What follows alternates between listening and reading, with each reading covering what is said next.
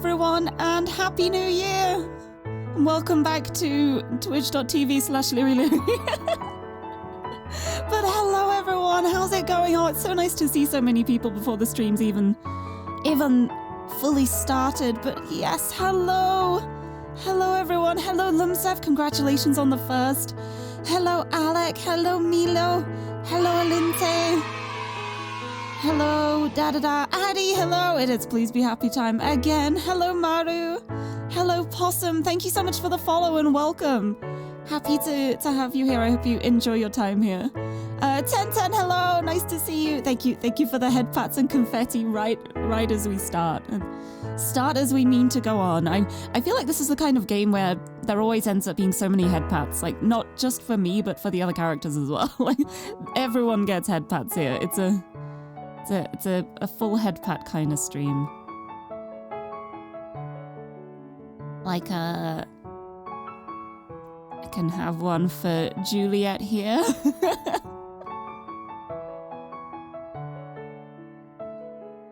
Head pats for Miho. Head pats for Aspen. Head pats for everybody. We all need the head pats here. We will all be happy. Please be happy. Please be head pat. But yes, welcome everyone. I hope everyone's had a lovely new year. Can you believe it's 2023? Man, I haven't streamed since last year. That's so wild, huh? Oh. Oh my goodness. Got a combination door knock and hydrate.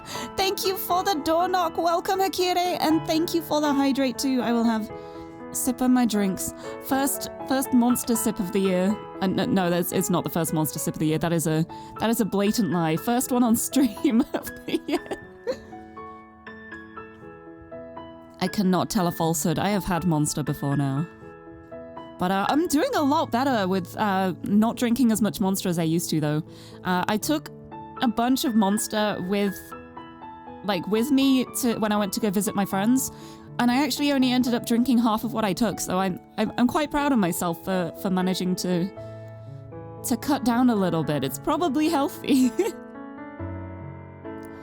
Oh, you had monster in England. You had the doctor. Oh, the doctor is the is that like the is it like fruit juicy type one? Am I misremembering? I don't know. I only tend to have like 3 flavors ever because I found the ones that I really like, and I'm just like, yeah, I'm sticking with these forever. Oh, kind of citrusy. Yeah, I think I have had that one before. I think it's the kind of one where it's like I really enjoyed having it, but I couldn't drink it super fast. Like it's not the type that I can just like down a can. But yeah, I'm cutting down on my monster. I'm drinking lots of water. I've also treated myself recently to some cans of Sprite as well, but like Sprite with no added sugar as well, so it's still more healthy for me. But it's just something nice to drink so that I'm just not having plain water all the time, because I know I should drink lots of water, but sometimes it just feels so boring. And I ran out of my flavored tablets, and I haven't bought any new ones yet. So water is boring again, and I don't want to just drink water on its own. So I got some Sprite as well. So I've got plenty of drinks around because I still have water. I've got Sprite. I've got Monster. Oh! I was gonna say I have a cup of tea too, but I actually finished drinking my tea before it went cold today. So that's another success for 2023. But yeah, I feel like water on its own, I tend to just drink it like if I have to and I have nothing else. But usually I'll like add a little bit of flavor to it, like add a bit of cordial, or as we call it here, squash. I remember mentioning to one of my friends that I added some squash to my water, and they were like, "What, the vegetable?" No, squash is like a term over here for like super concentrated fruit drinks that are meant to be diluted. I think cordial? Cordial's probably the most popular term for it, I think. Yeah, just have some pumpkin water, just yum. That's definitely what I'm going for. But yes, I'm really excited to be returning to Please Be Happy though, because we ended the last stream on a really nice note. It was a it was a stream where everything happened so much, and there was a lot of me blubbing and making distressed Lirie noises, but I think we've reached an important point in the game. Like they've learned the importance of communication, and I'm realizing as I'm saying this now, my communication itself, I don't know what I'm saying. I'm just rambling. I'm rambling on about water. Also, there we go. I was a little bit far over to the left there. I don't know how that happened. But I haven't streamed in a week, so I need to try and remember how to stream now. But it should be okay. Oh, thank you for the head pat. Head pats to get the brain cells working, so that I can at least hopefully read properly. I think I still remember how to read. I think I should be able to read. Oh, thank you for the doot. A doot to startle the brain into gear. But if I go on to Let's see extras, what you reeled in today. as you can see, we're on 30% completion, so there is still a lot of the game left to play. I think I did literally 5% last stream because we got so distracted talking about random stuff, but that's kind of why I love these streams as well. But yes, Milo, thank you for the lurk. Oh, I hope the physio goes well as well. But yes, I hope you have a lovely day. I hope you can please be happy as well. Please be physioed. That's not a word, is it? Chapter 4 is like monster and like, oh yes.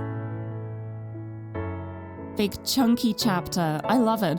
It's like, honestly, I think I probably could have finished chapter 3 last stream if I hadn't gotten distracted talking about like school subjects and stuff, but I don't know, that's part of the joy of these streams too. I love the conversation topics they bring up. So I will continue to play as slowly as I want to. Which is, it just means there's more streams to enjoy. It's a win-win situation. And if people get frustrated at how slowly I'm playing the game, then you can buy it yourself. let me just gently shill the game. It works out both ways. You can buy it yourself and support the devs if I'm going too slowly. Or you can sit back and enjoy the relaxed ride with me. If you don't mind me going off on tangents about drinks and kiwi fruit and whatever. Oh, I'm really excited for this though. It's gonna be nice. Oh, chapter 3 is the length of 1 and 2 combined, and then 4 is the length of all 3 combined. Oh, wow. Oh, that's so nice. There's so much content here. There is so much in this game. I'm so excited. And I know that chapter 4 is when the character route splits start happening as well. So we'll see how it goes. But the first poll I did on the stream, we ended up going with Aspen. So I think we're going to be going through Aspen's route first and then going back for Juliet. And honestly, knowing the characters, I feel like that's the order I want to do it in. I feel like that works out quite nicely. They were supposed to be all around 20k. It's 200. Oh, that's... Yeah, it's kind of double what you expected it to be, huh? Sometimes the game just keeps writing itself and you can't stop it. You just gotta keep going with it. Like, that's so much work to do, and honestly, I have so much respect for the whole dev team. Like, it must have been such hard work. You know, I kind of know how hard work it was, but honestly, I feel like I can't fully say this yet because I haven't finished the game, but from what I've played so far, 100% worth it. Like, fully worth it. I am so glad this game exists. Thank you. Thank you. It's time to please be happy. Ooh, I'm already I needed happy. that break. Back to it. Nice. I love the voice lines. Ooh, I needed that break. Back to it. Oh, I love that. I love it so much. And it's like I've realized as well that something I've missed from like loading the game up before I start streaming is that when the game loads up, there's always a voice line of one of the characters as it loads. And it's something I didn't even think about until I was loading it up today, and then I was like, oh wait, everyone's missing out on these beautiful lines because I make sure the game is already loaded. But I might go through at some point, like when I've finished the game, we can just listen for everything. Yeah, and there's the one when you quit as well, and I keep like skipping to the other scene before I quit, so this time when I end, I will actually exit and you can hear the voice before I go to the chatting screen. But it's so cute, the voices are so Now, nice. how does this work? How does this work? Let's see what you reeled in today. Oh, I love that we got Mr. Kim this time. I love it. Need a hand? Help me, Mr. Kim. Thank you. He's so good. I love the voice lines. Anyway. Ooh, I needed that break. Back to it. I guess it's time to continue. Because we just finished the last scene. It was when they were all at the Botanic Gardens and they had that lovely little hug at the end. It was so nice. But now it is on to the next day. And it's so nice seeing how they're like dealing with these difficult emotions, but in like a genuinely healthy way. You don't see it very often in media. It's so nice. It's so refreshing. In the morning, once I go downstairs for breakfast, it's pleasantly familiar. Toast, eggs and fruit like always, and conversation about books and work in Wellington. After cleaning up, but before Aspen departs, Juliet clears her throat. By the way, Aspen, I do believe this weekend is a special occasion. Oh? Am I correct? Special? I had been trying to ignore that until now, but yes. Is it her birthday? Wait, what? Is What it her happens birthday? this weekend? This Friday is my Yes. birthday. A brutal reminder that, like we just discussed, time won't wait for me. Oh, Aspen. Oh. Whoa! Humans have parties for that, right? Are you gonna have a party? Have a party, have a cake, have presents. No, I'm not turning 12. You don't have to be 12 to have a birthday party. I love the thought of birthday parties. If I had enough like local friends who'd come around, I would fully throw a birthday party. Also, Timachi, hello, welcome, and congratulations on the VIP. You managed to get it right at the end. As people may notice, the VIP option to buy VIP, it is still 100,000 for now, but that is going to be going back to the regular price at the end of the week. So if you've been hoarding your points and wondering whether to VIP yourself, this is the warning. The price is going up again. So if you have the points and want to go for it, recommended now. But yes, you get the shiny little diamond next to your name now. And also your name in the Discord server is pink. I do want to think of like VIP benefits in the future, but at the moment it's just the pretty extras. So enjoy them. But welcome and Happy New Year. How old are you turning? Not 12? Okay. I thought parties were a thing you got to do your whole life. Yeah, they are. Parties are great. That's not fair that only 12-year-olds get to have them. Yeah, if you're 11 or 13, you're out of luck. It's not like that. They're just one of those things that you grow out of. No, you see, I don't think she'd be saying that if we were throwing a book party for her. Throw a full, like, book poetry themed party, she would definitely enjoy it. Why? Even if she pretended she didn't, she would enjoy that. Why what? Why do you grow out of them? Her brow gets some more creases, like she's trying to explain this as much to herself as to me.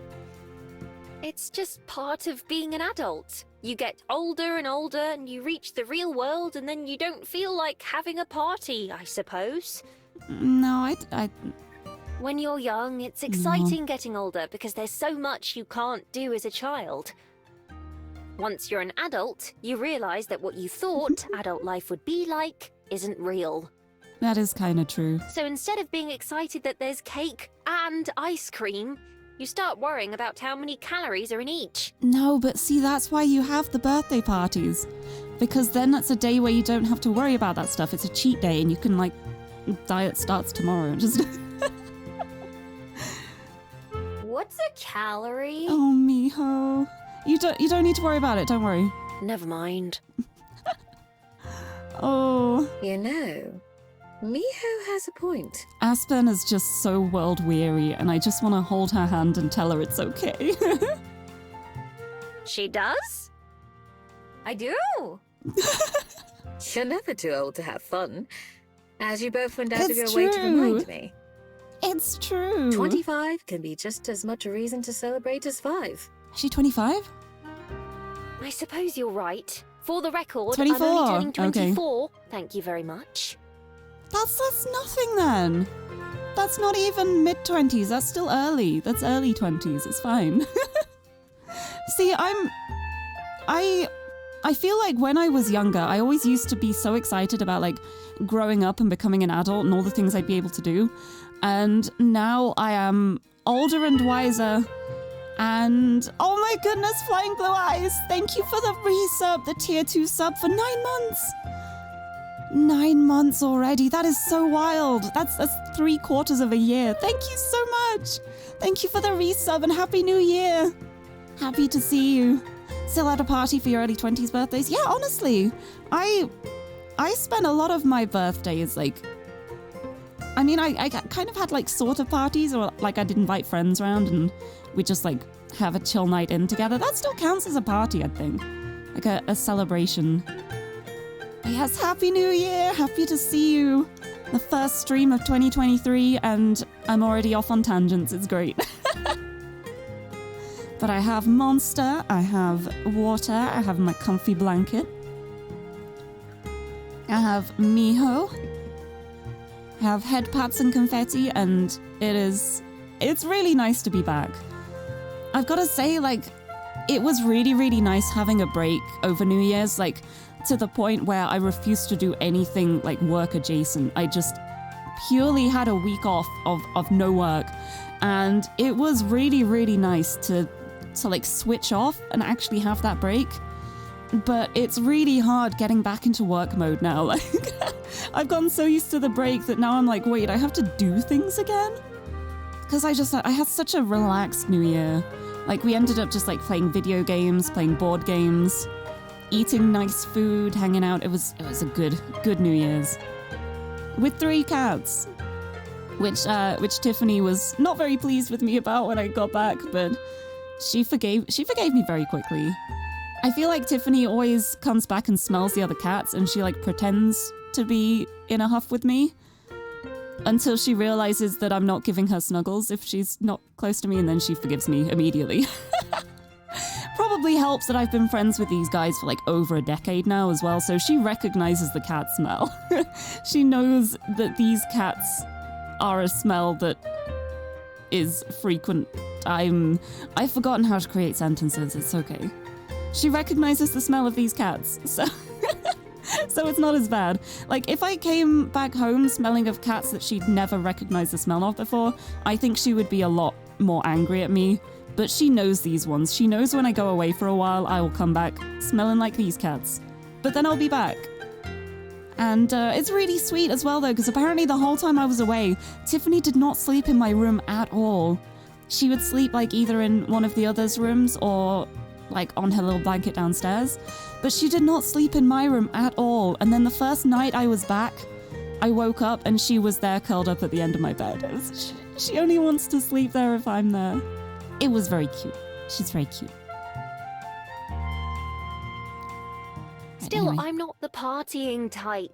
Plus, I told my parents I'd go visit them this weekend. Ah, well, but belated birthday celebration. That's fine. Just for a day, mind. I'll be back well before 24 hours have passed. Oh, I didn't even think about that. Oh, that's a good point. That's wonderful. I'm sure they'll be Oh. overjoyed to see you. I'm sure they will be, at least for a little while. I still wouldn't want to stay for more than a weekend, even without Miho to keep in mind. Longer than that, and my mum and I would probably go Oh. crazy. Probably the kind of relationship where they get along better with a little bit of space in between, maybe. I'm not leaving Welly until late Saturday evening, though. Oh, there's still time to celebrate Would you then. mind going with me to the bus stop on that day, Miho? Just to be extra safe. Yes. Yeah, of course. It's time to hitch a ride and go visit her parents with her.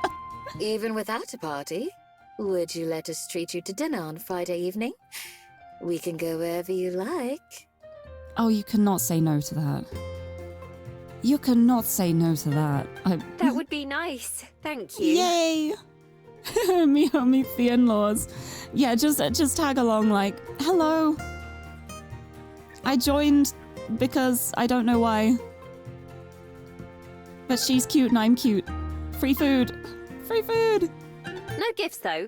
It won't be a party. Oh, she's so determined. That's easy, because they wouldn't know what to get you anyway. Where do you want to go? Just imagine Miho being like, okay, I didn't know what to get you for your birthday, but I found this really pretty rock. Oh, but see, if that actually happened, I would be like so enamored with the rock. I feel like that would be a lovely gift. I'm not sure yet, but I'll let you two know. Maybe you can come over on Friday evening, and we'll go from there. Yeah. Make a decision as it goes. But yeah, I'm the kind of person where I feel like I appreciate sentiment a lot more than like value for presents. Like I always appreciate value in presents because who doesn't? But I'm a sucker for like anything that someone's been like, I saw this and thought of you. Like that kind of thing is the kind of thing that always makes me happy in a gift. Come over? Where? To my apartment? I do have my own place to live, you know. Oh, we get to see Aspen's place. And, well, it isn't anything special, but I felt I should at least let you two see it. Yes. Only if you want to. Yes. Of course Absolutely. I want to! I mean it. It's the definition of average. I'm not even sure if it can fit 3 people. Oh, is it going to be cozy? I lived in a dirt hole for most of my life. I can handle anything. I love Miho so much. Good I point. love her. You'll feel right at home then. Is she comparing her apartment to a dirt hole? I'd love to come visit as well. Thank you for the invitation. Great. I'll clean up and make sure the cats are on their best behavior. Cats, It's been quite a while cats, since we've had cats. company. Cats. Yep, I'm sold. Can't wait! I want to meet the cats. The 3 of us chit-chat for a little bit longer until it's time for us all to split up for the day. Miho, do you have any plans for the day? Not yet. Why? I was Ooh. planning to go see a movie soon. Would you like to come with me? Oh my god, we're being invited to the movies and her apartment and to visit her in-laws. Maybe not the last one. Cats, we are the cats. Here to celebrate another birthday bash. Aspen, it's your birthday today. Cake and ice cream is not on its way. Because I respect your boundaries. Also, Nicolio, hello. Thank you for the head pat. Welcome. Happy New Year. All the cats. I am here for the cats. Cats and a movie. That's, You're more than welcome too, of course, Juliet, but I imagine it's rather late for you. sounds like heaven. Unfortunately so. I'll be up a while longer, but I wouldn't be able to make it through an entire movie. I hope that you enjoy it, though. Yay. I understand. Miho? It's fine if you don't want to come along, but the showing starts in an hour, so we'd need to leave soon. I prefer to get there before it's crowded. Oh, it's absolutely a yes. Happy New Year's to you too. I hope you've had a lovely, lovely New Year's break. But it's 2023 now. And I feel like 23 is a nice number. I'm looking forward to this year. I've got a good feeling about this year. I think 2022 was a little bit of a mixed year for me, but it was more good than bad, I think, with the mix. So I'm excited to see how 2023 is gonna grow more. I'm gonna do my best. Do my best to make it the kind of year I want it to be. But thank you for the head pats too. We're going to the movies. What are we gonna watch? Let me do a little save. We are absolutely going to watch a movie with Aspen. Sure, I'll go. It's like watching a really big TV, right? Movie time! Precisely. I'm sure you'll have a great time. Have fun, both of you. I'll see you two later. See ya! Good night! Good night, Juliet. With that, Juliet waves goodbye and goes to bed. Are you ready to go? Yep, I am. Ready for movie time! Aspen leads the way outside and down the road. So what movie are we gonna see? It's based off a book that I read a long time ago. Oh, a I should have horror. mentioned that it's a horror movie. That won't be a problem for you, right? Nah, it's fine. What's a horror movie? Oh, Mia. A scary movie. This one's about a creepy clown I that see. terrorizes a small town. I see. A clown? How is that scary? Well, he's not a regular clown, although those are frightening enough on their own. You'll just have to see, I suppose. Alright. I didn't know you liked scary things. I don't watch them that often, but like I said, I read the book a long time ago, so I already know what happens. It's just interesting to see how well it gets translated to the screen. Interesting is definitely one word for it. I feel like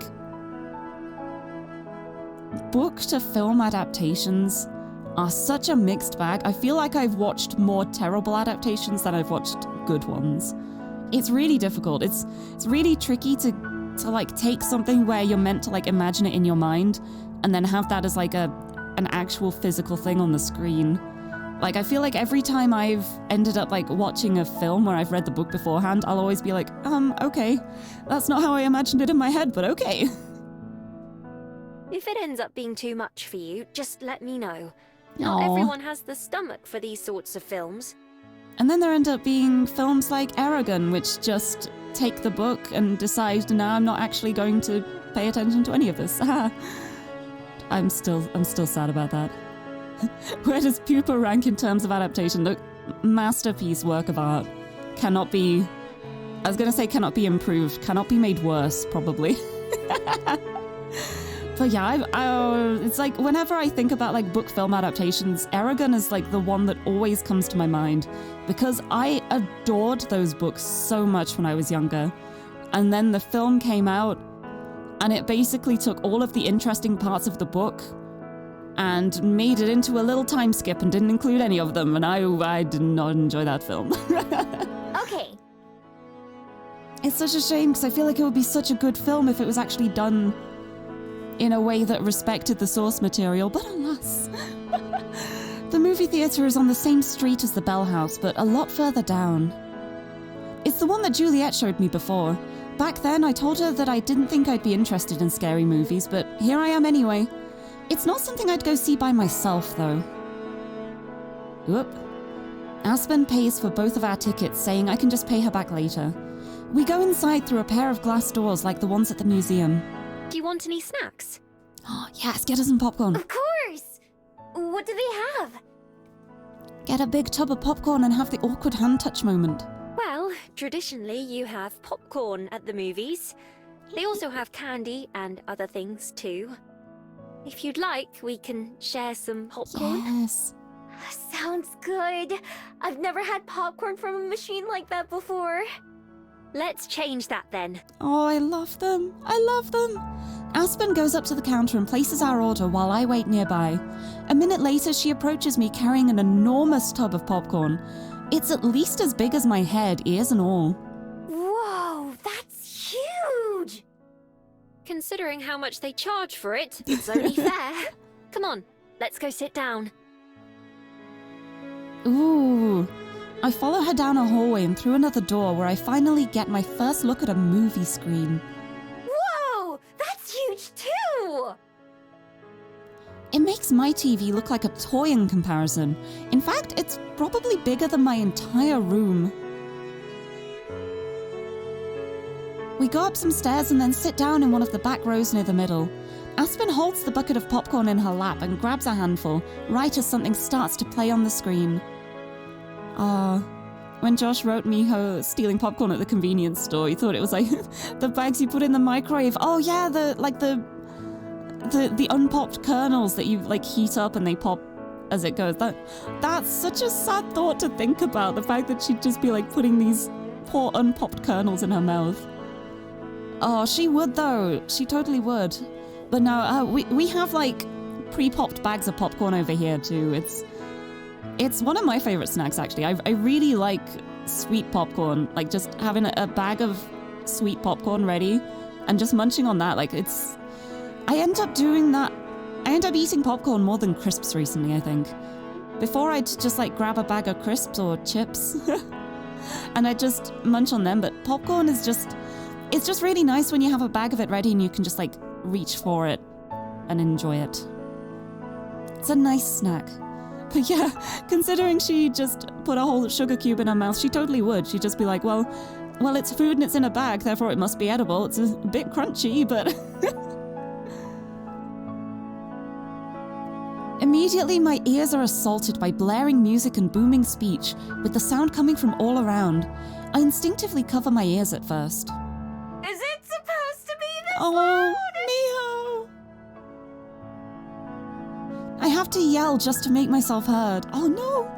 Yes, but we're not. It's like the library. These are just previews for other movies that are coming out soon.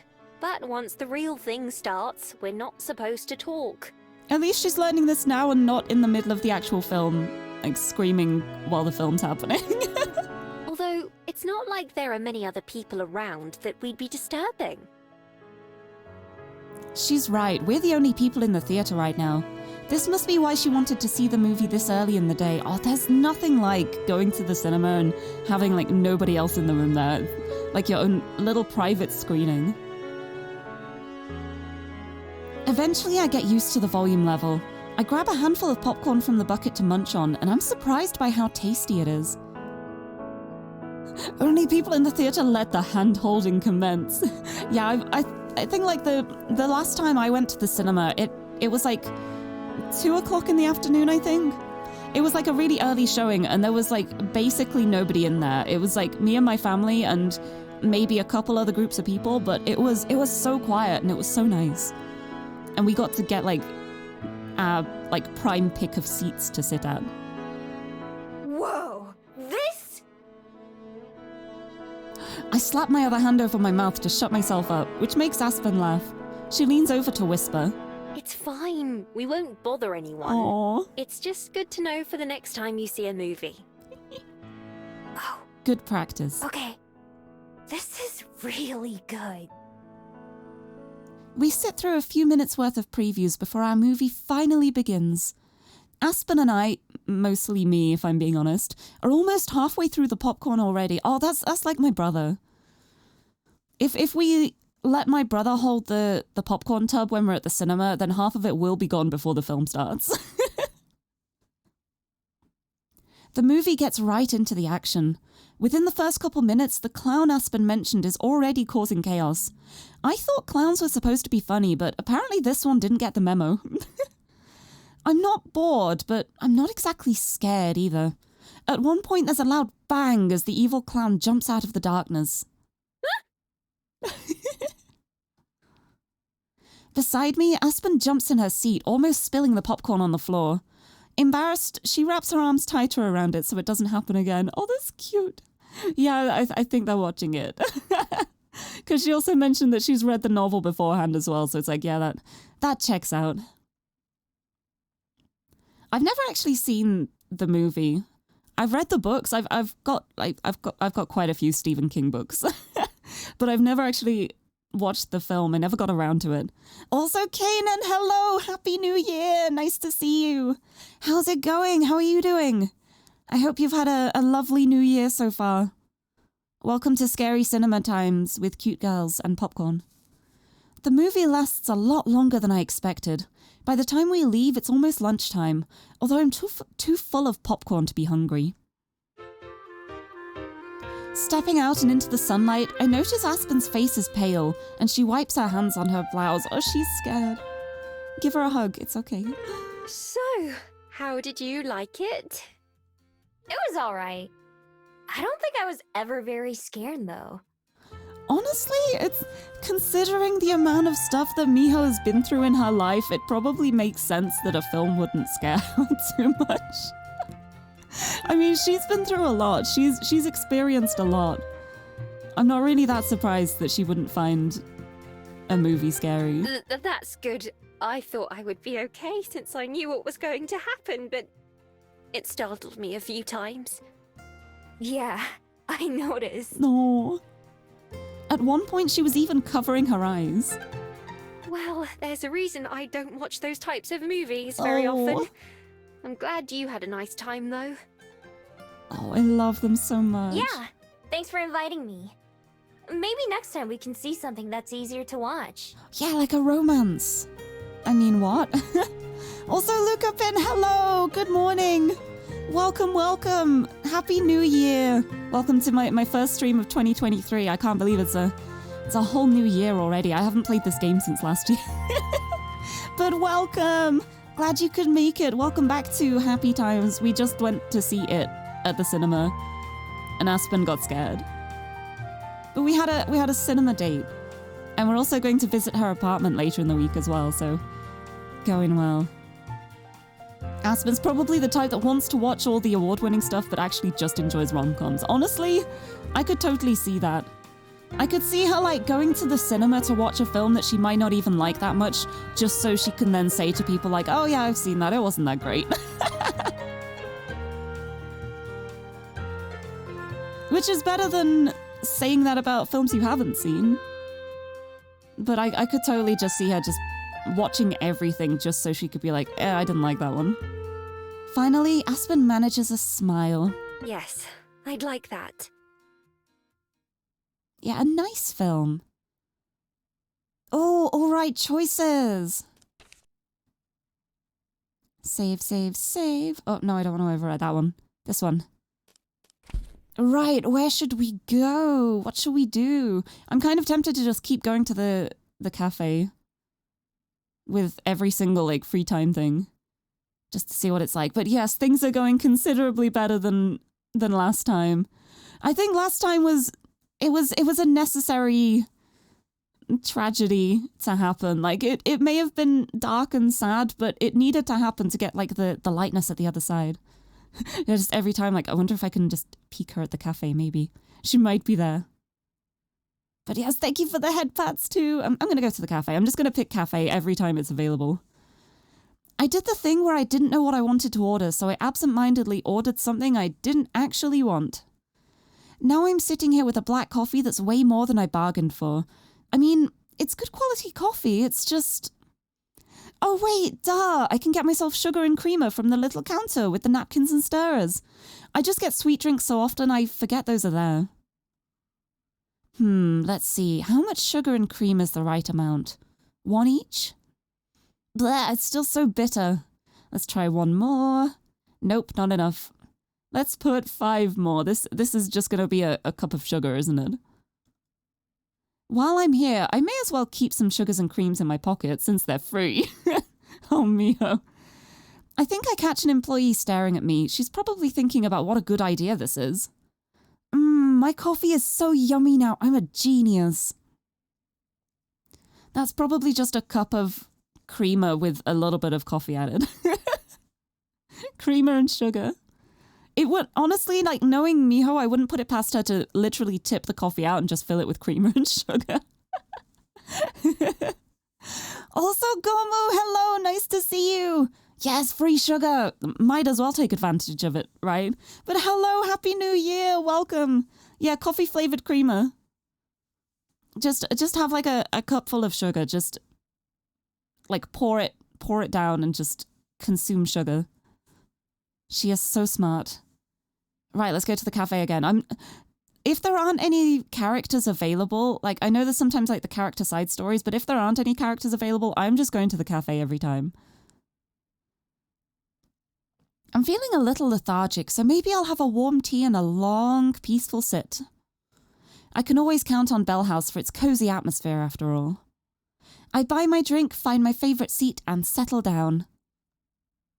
And then I watch a kid across the cafe knock his midnight double chocolate swirl drink on the ground and immediately start crying. So much for the atmosphere. I think I'll sit outside today. Oh, that poor kid. Oh, it's time to visit Aspen. Oh, I'm so excited. But yeah, coffee-flavoured ice. Just like a cup full of ice. And it might taste of something. Anyway, it's time to visit Aspen's home. visit her apartment and her cats. I'm ready. Later in the evening, Aspen sends a message to Juliet to let her know that she's ready for us to come over, and the two of us walk down to the address she gave us. Juliet leads the way, of course, since I don't know many of the streets by name. We eventually arrive at an unremarkable-looking apartment building, just a few stories tall and without many decorations out front. This is the place. I believe she's on the ground floor. Uh-huh. Yeah, I can't say I know too much about coffee. I'm not really a coffee drinker. I get my caffeine from Monster. But I do like tea. And I do like hot chocolate a lot. Oh, I've been having so much hot chocolate recently. It's so nice. There's something so warm about it. It's so good. Not too far away, one of the doors swings open and Aspen pokes her head out to wave us over. Miho, Juliet, over here. Aspen! She holds the door open with one hand while pushing something away with her feet. No, stay back, you two. Cats. I freeze halfway to where she is. What's wrong? I said, no, not you, Miho. I'm talking to the cats. No. I also don't drink coffee much. Yeah, I feel like caffeine to me, like, it doesn't make me wired, but it does, like, calm me down sometimes. But yeah, I'm just mostly not the biggest fan of, like, the flavor of coffee. So if I do end up having a coffee drink, it's generally one that you can't taste the coffee in. At which point it's like, I might as well just have something else. But cats. Aspen gestures for us to come inside while keeping an eye on the floor. Juliet and I hurry in and Aspen shuts the door behind us. Well, ta-da! Or something. Whoa! The entire place is just one room except for a small bathroom. Right across from the door is a tiny kitchen area with a fridge, stove and microwave. This is such a lovely place. This is such a lovely apartment. This is like, if I had like a small apartment just to myself, I would want something that looks kind of like this. This is so nice. Everything else is basically a bedroom. There's a dresser, a small desk with a computer, and Aspen's bed itself. Some luggage and boxes are scattered around, which I'm guessing were part of Aspen's clear-up. It really does seem so cozy, doesn't it? It looks so comfy. Oh, I love the hat on the wall too, like the hook on the wall to put the hat up. Thank you for the head pat. It's so comfy. And I love the lights as well, the little fairy lights. I hope that was the good kind of whoa. Yes, it is. It's lovely, Aspen. I adore the fairy lights and plants. They make it feel very welcoming. Thank you for having us. That sounds like Juliet is struggling to compliment it, but she tried her best. But yeah, I have fairy lights in my room too. I always have some around like one of my walls. They're there all year long. I put them up for Christmas the one year, I think, and then I just didn't take them down again because I was like, you know what? I don't have to limit this to just Christmas. I can have these up all year round. They're nice. Yeah, thanks. It was a good whoa, don't worry. Wait, isn't the plushie on the bed? Yes! Yeah, I didn't even point it out before the background, like, blurred out of focus again, but it's, just like all the little details around, like the little Polaroids and the books and the stuff on the desk. It's so pretty. It's so cute. I didn't really have any expectations, but I'm still kind of surprised by how small it is. I figured she'd been exaggerating that part at least a little bit. The decorations make it feel fitting for Aspen, though. Two pairs of green eyes peek at us from around the corner, and both cats go dashing under the bed as we step further in. Yeah, that sounds like cats. Oh, she keeps bringing home those books from the library that I, like, take them or they'll be discarded. So she just got, like, boxes of books. Just to save the books. Also a hamster because you feel like she's hamster. I think she's hamster energy too. I love that. Sorry there's not more space to sit down. You can see why I don't have company over very often. Oh, I think it's lovely. I love this. You can sit on the bed if you'd like. Or the computer chair. Or the floor? Oh, it's fine. I'm okay Hey. on the floor. Yeah, I'm the kind of person who tends to sit on the floor a lot. If there aren't many seats around, I will always volunteer to sit on the floor. I like floor sitting. I guess that's just another part of being a cat, I guess. I like to just sit on the floor and look up. Yeah, I fidget too much in normal chairs. Yeah, I feel like I don't know how to sit normally. So when I'm like sitting up in a chair, it always just feels wrong to me, and I'm just like, I just sit on floor. Kneel on the floor, put my legs to the side. I take a seat with my back against the dresser, while Juliet sits down on the bed as invited. Aspen ends up taking the sole chair for herself. Thank you for the hydrate and posture check. On that topic. Big stretch. Yeah, I need to sit up. I need to sit up straight. I feel like even when I'm sitting on my chair like this, I still don't sit normally. Like, I always end up having like one leg up, like with my knee folded. Sitting is hard. But thank you for the hydrate too. I will have a sip of my drinks. A sip of everything. Oh, perfect.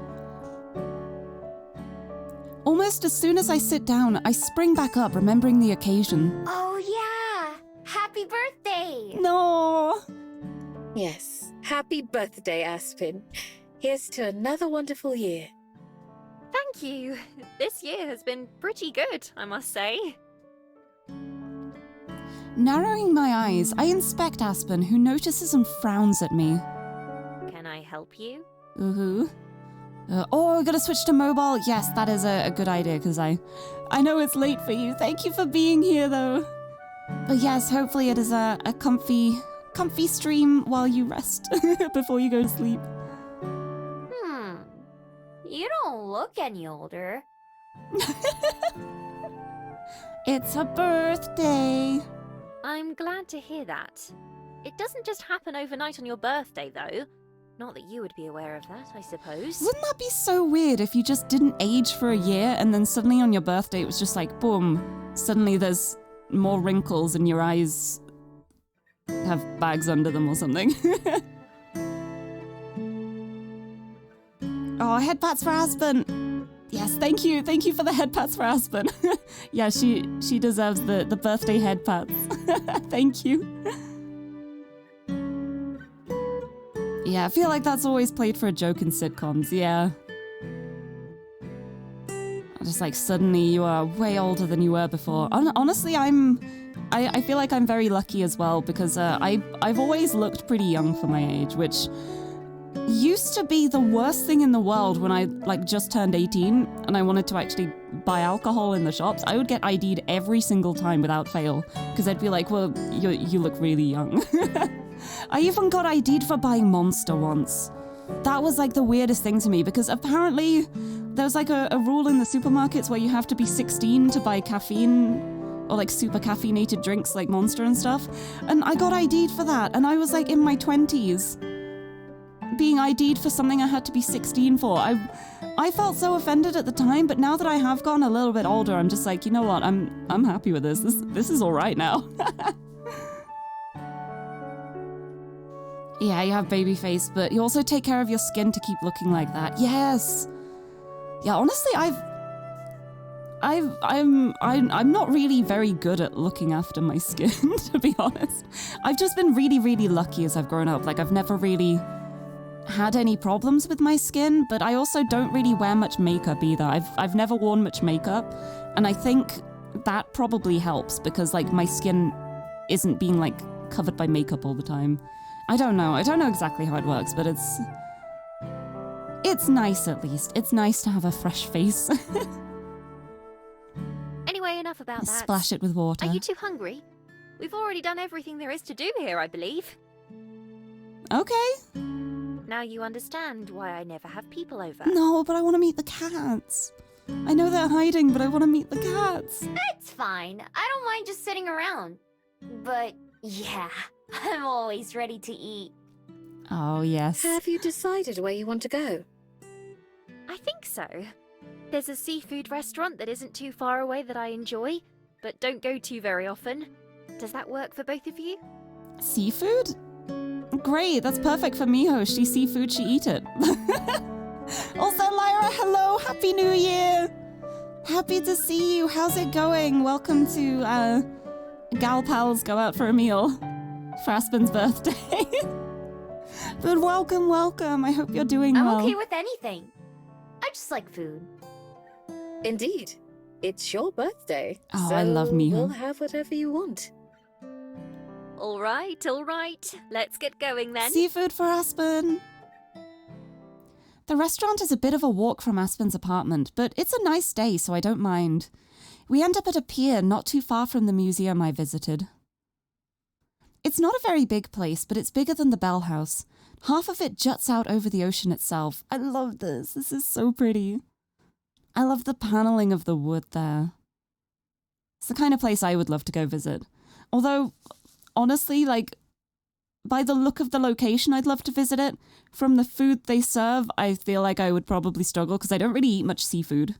But it looks really nice. We get seated right away at a long metal table with metal stools.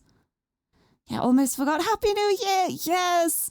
I'm so glad you were able to join for the last stream of 2022 and now you're here for the first one of 2023. Continuing the Please Be Happy times. But yes, thank you so much. I hope you've had a lovely New Year.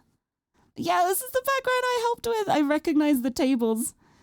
Me desperately trying to find tables that looked similar in shape. I don't feel like I helped much, but I'm glad I was able to help a little bit.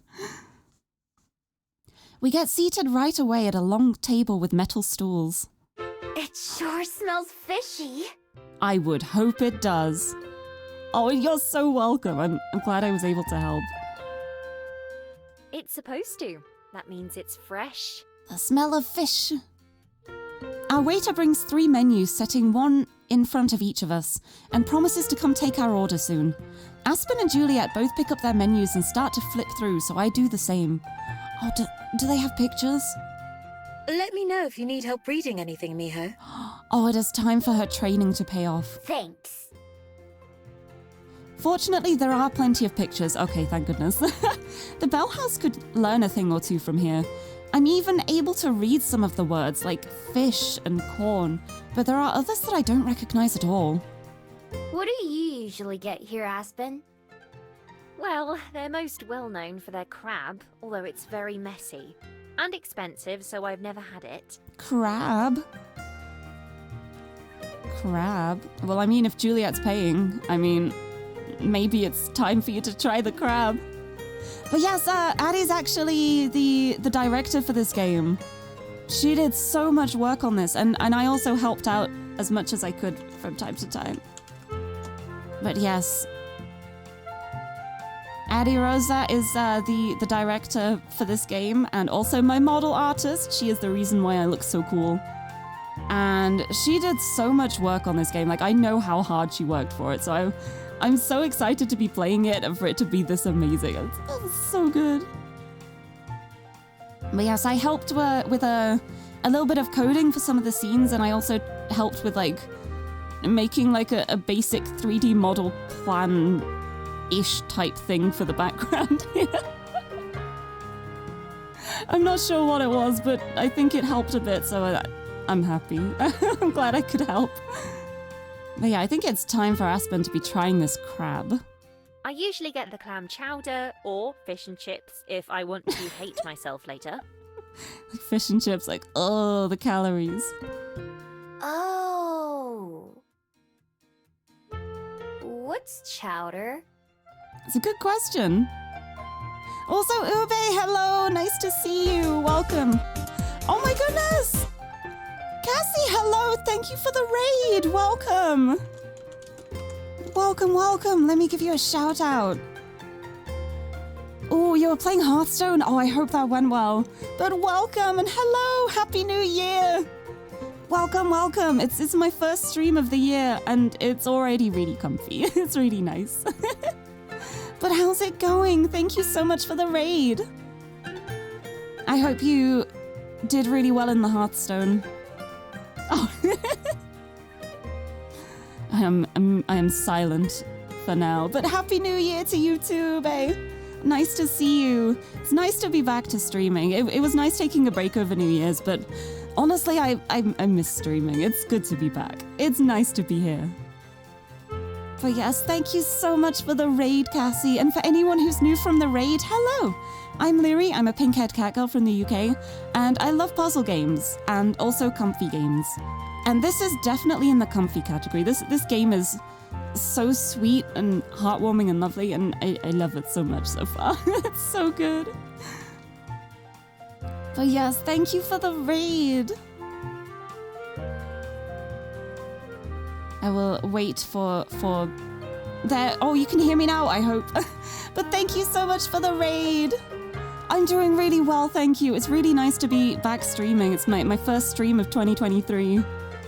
First stream of the new year, and it's already starting off wonderfully. But thank you for the raid. I hope the Hearthstone went well. And I hope you've had a lovely new year too. Happy New Year. Feels good to be back.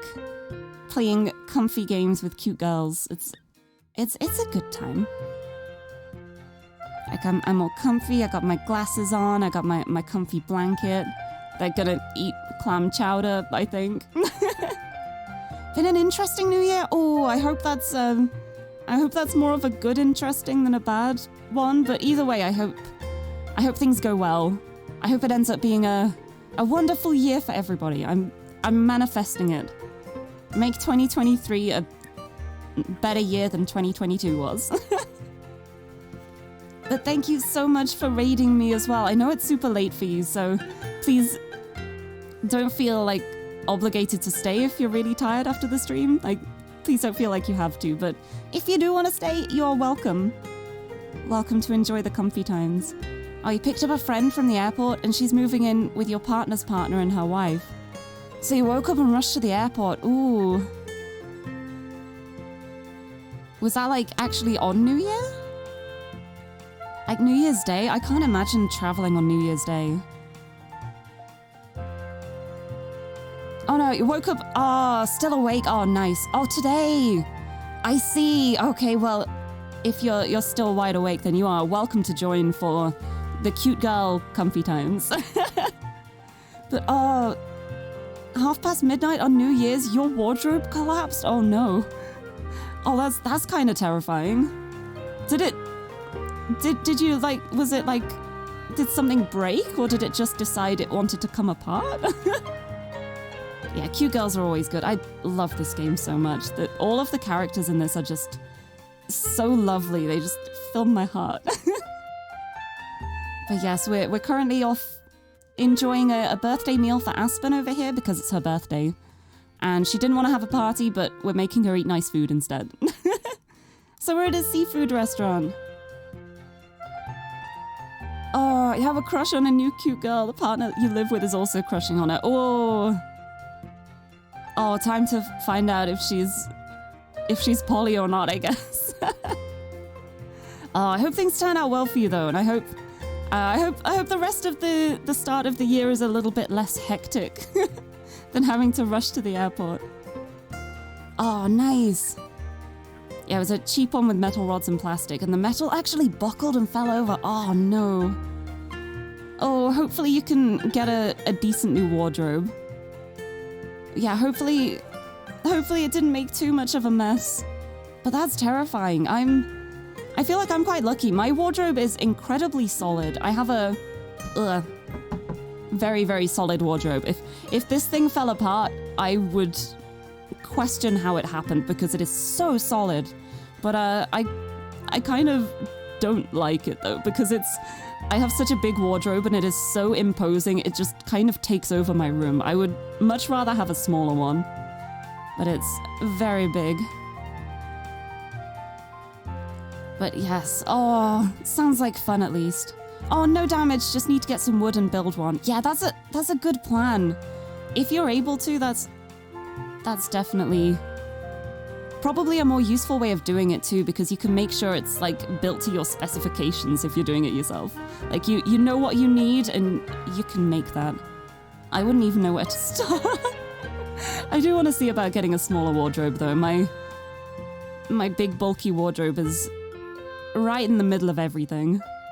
And honestly, I don't own enough clothes and stuff to warrant having a wardrobe this big. There's no reason why I should have one this huge. I really need to cut down because I don't have much space in my room as well. So I really could do with getting a smaller wardrobe just to create more space in my area that I can actually put things in. But yeah, oh, that's nice though. Oh, I'm so glad things have been going well for you, Cassie. Positive signs for the new year. It's like a thick soup. Chowder. Oh! Now, I have never tried chowder before. Isn't it hard to eat clams? I've tried before, but I couldn't get past the shells. Oh, you have to open them, Mio. They do that for you. No shells involved. Whoa! That's nice of them. It's not so much that it's nice of them. It's kind of their job. I'm sure they'd be glad to hear No that. shells Is involved. there something you usually order when you go out to eat? Oh, I've never been to a restaurant before. Unless you count No. the Bell House. Well, not as a paying customer, at least. Hee But I know how they work because I've seen them on TV. See, TV is educational. I It's hope great. you enjoy your first time then. No. I will. Both of you, feel free to order whatever you'd like. Don't worry about the price. We're all having crab tonight, lads. It's crab time. Don't worry, I wasn't. Of course, Miho wasn't worrying about the price. She probably didn't even consider the price. She's just looking at all this food and she's gonna be like, I want this and this and this and this. It is now time for crab. A nearby door swings open, and for a second I can see into the kitchen as another waiter comes out, carrying a big bucket. A number of spiny claws and legs poke out of it. Oh, Wait. Is that... see, when there's like the seafood restaurants that have it where they have like the live creatures there in tanks, I don't think I'd be able to do that. I would be so weirded out by that. I don't think I'd be able to. I don't think I could handle it. Just the thought of eating something alive or like watching something alivant. Oh, but I'm also not really a big seafood fan anyway though. Like I'll eat tinned tuna and I'll also eat like fish and chips if it's like white fish. But most of the time I'm not really a big seafood fish kind of person. I much prefer chicken. I will have chicken with everything. Oh, you're allergic to crab. Go to seafood restaurants with an EpiPen and a bottle of Benadryl. You got about 15 minutes to eat everything. Oh, that does not sound ideal.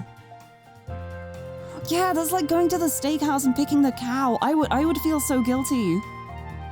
It's like, it's also the kind of thing where if I was like, you know, in like an apocalyptic scenario where like I had to like butcher my own animals to get meat, I would probably become a vegetarian. I don't think I would be able to do it. I wouldn't be able to handle it. I would just be like, you know what? It's fine. I'll have carrots. That's okay. They take the bucket to another table and set it down along with a big pile of napkins. The crab? Yes. Oh boy. I watch intently, curious to see how these people are going to get past the shells. Crunch. You shouldn't stare, you know. I ignore her. I have to know. They grab some utensils that I've never seen before and use those to crack the shells. I watch, fascinated while they do. Turning back to Aspen and Juliet, I've made up my mind. I want that! Clams were too hard, but I used to love eating crab. It's been a long, long time since I've had it, though. It would be nice to try at least once. Yes, you're having crab. You're having crab Sounds today. like it's settled then. Crab rave. Our waiter shows back up, a few glasses of water in hand, and Juliet orders for all of us. The waiter takes the menus back, saying our food should be out before too long. I sip my water and look around, enjoying the new experience. Hold on, I just want to look for something quickly. For absolutely no reason. Da-da-da-da-da, where are you?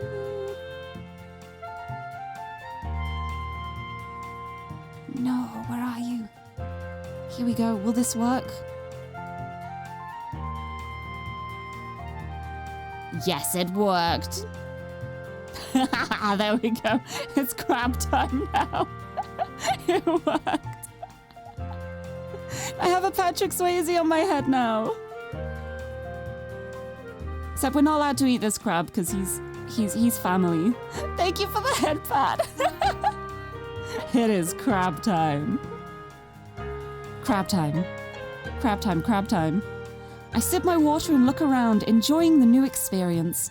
Have you ever been here before, Juliet? I haven't. As I'm sure you know, I don't go out to eat very often. I've been to similar restaurants before, though. Haha. I love that I found the animated one too. He's just dancing on my head now. You went to the Bell House Crab back when time. it first opened, didn't you? I seem to recall you telling me that once. Oh. I did, yes. I can still remember what I had. A chai latte with a blueberry scone. Were you working there yet? Oh no, it was a few years before I came to Welly. Although, Regina, my boss, wants to expand. There's going to be a second location opening in a couple months. Interesting. She asked me if I would consider being store manager. Wait, that's great. Is it great? Wait, I know she wants to be a writer and do like book things, but that's a great opportunity. Oh. I bet she's worrying about what to choose there. Oh, you miss eating crab? Your grandpa would cook a lot of them when you were a little kid and went to his house. Oh, that's really nice. I love when you get like sentimental memories attached to things. It's really nice. Like there's some foods now where whenever I think of them, it always reminds me of like when I was little and I'd go to my grandparents and they like my nan would make the nicest cherry pies. It was so good. I love her cherry pies. But I've never actually eaten crab myself. I've never tried crab. But I don't know if I'd like it or not. I'm not sure what crab tastes like how strong it tastes. I don't know. It's one of those things I would like to try at some point just to say I have, but I don't know if I would like it or not. Oh, congratulations! That's quite the honor. You'd get to run the whole place? I would still be working for her, but otherwise, Ooh. yes. I haven't decided if I want to do it or not, though. That is quite a decision. Oh, it doesn't taste fishy at all. Oh, I might have to try it at some point. Because I'm really curious now. There's so many foods that I keep meaning to try and I just haven't gotten around to it. Mostly just because there hasn't really been an opportunity for it. Like, I feel like a lot of food ends up being like, if I want to try it, I have to like buy it and cook it and eat it. And then it feels like a waste if I don't like it. So I kind of tend to not. I just put it off. I'll just be like, well, I guess I already know plenty of things I like. I'll just eat the things I know I like. I do want to just try a bunch of stuff sometime though. Find an opportunity. It would be a lot more work and responsibility, obviously. It would take up much more of my time, too. Oh, that's true. It's such a great opportunity for her, but if she does want to take her writing more seriously, she's gonna be working more. She's not gonna have the time to do that. Ooh. I'm not sure if I want to put myself through that. That's understandable. Oh, decisions. That's understandable. I do think you'd be well suited for it, though. Mm-hmm. Oh, in Korea they cut it up so it's easier to eat. Oh, nice. That is convenient. Oh, that would be really nice too for trying it. Like if I just went to a restaurant with someone who ordered it, I'd just be like, can I just steal a bit and see what it tastes like? Yeah, you already do a lot at the other Bell House. Mm-hmm. Thanks. Yes, it is tempting. It's like money versus free time, I guess. I told her I'll think about it and give her an answer by the end of next month. Oh, The building it'll be in is already a coffee shop, so it won't take too long to convert. decisions. It all depends on some other things, really. Other things? Like what? Well, for one, I'd been thinking about keeping this a secret until I hear back, but I finally finished a draft of my manuscript. Oh, I am so proud of you. I'm so proud of I sent it her. off to a few publishers to see what they think. Oh, Congratulations, Aspen. That's a stunning achievement. oh, that's so exciting for her. Oh, I hope the publishers get back to her. But oh, Cassie, thank you so much, and thank you so much for the raid again. Yes, I hope you can rest well. I hope you have a lovely, lovely rest of the day, rest of the week, rest of the year. But thank you so much for stopping in. Thank you for sending the raid along. I hope you are able to rest well. Yeah! What are you gonna do with all your free time now? Thank you. That's a good question. Yay! I'm sure I'll spend plenty of it worrying. Yay for Aspen! Oh, this is the horrible part, though, of sending it off and waiting for responses. Other than that, I will need to find some new ways to fill my day. It's time to write book 2. If all goes well, then I won't have time to help out at the new store. Oh, I guess that's why she said she'd wait a month before like giving an answer. Oh. Lowski, hello! Thank you so much for the gift sub. Welcome. Welcome. Happy New Year. So nice to see you. Thank you for the gift sub. I hope you're doing well. I hope you've had a lovely New Year so far. Welcome to crab time. Have a crab, they're gonna eat crab. It's crab time. I'm getting rather ahead of myself, though. It's only been a little over a week since I submitted it. Oh, Oh. I hope it works out for you. I hope so too. Me too. We sit and talk about the usual stuff for maybe 15 or 20 minutes before our waiter comes out of the kitchen carrying a giant bucket like the one we saw earlier. Aspen and I both gasp in awe as they place it on the table before us with a flourish, giving us a stack of napkins and tools like the other group. Well, let's not just stare. Dig in! It's crab time. I don't even know where to start. Crab time. I grab one of the pieces closest to me. It's hot. So hot, I drop it on my plate. Aspen does the same thing with a yelp of pain. Oh yeah, I guess it is cooked, huh? Juliet, on the other hand, seems totally unbothered as she calmly claims a portion for herself. Leaning in close, I blow on my food to try to cool it down. While I do, I watch Juliet to observe how she does it. She smiles when she notices me watching and turns her hands to give me a better view as she uses the tool to crack the shell and get to the meat. Aspen seems to know what she's doing too once it's cool enough for her to handle. Now I just need to give it a try. I try to mimic what I saw Juliet do, and after a moment of squeezing really hard, it finally works. That was a lot easier than trying to use my own claws. Yeah, the power of tools. I should hope so. I pile it onto my fork and take a big bite, finally getting to enjoy my prize. I feel my eyes go wide with how good it is. Enjoying it? Yum. Yeah. I quickly finish the piece I was eating and then rush to grab another one. It's a lot easier to crack now that I know what I'm doing. For a while, the only sounds coming from our table are those of us enjoying our food and the occasional sip of water. When our waiter comes by to give us refills, they look a little shocked at how much we've already gone through. They hungry. When the bucket is finally empty and I sadly toss the shell of my last piece into the waste bag, Juliet seems to pick up on it. Are you still hungry, Miho? I feel like she's always hungry. Hungry? No. Do I want to eat more? Yes. That was delicious. Juliet glances at Aspen, who shrugs. I could eat more. Oh, it's time for more crab. The next time the waiter passes by, Juliet flags them down with a smile. Could we get a second order of this, please? More crab! Crab time! Crab time part 2, Electric Boogaloo! It feels like it may as well be my birthday instead of Aspen's. That's a lot of crab. That's a lot of crab to enjoy.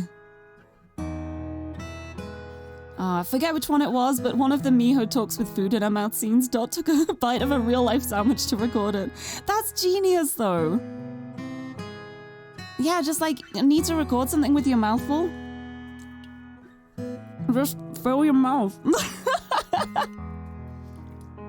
It's genius. That's a great idea. By the time we get through the second bucket, even I can't eat anymore, and we leave the restaurant in a bit of a daze. I don't know if I've ever been this full in my life. I guess crab time is over now, so I should probably... Goodbye. Bye, Swayze. Thank you. Thank you for joining us for crab time. Don't worry, we're not going to eat you. Me too. I think I'm set on crab for a long time now.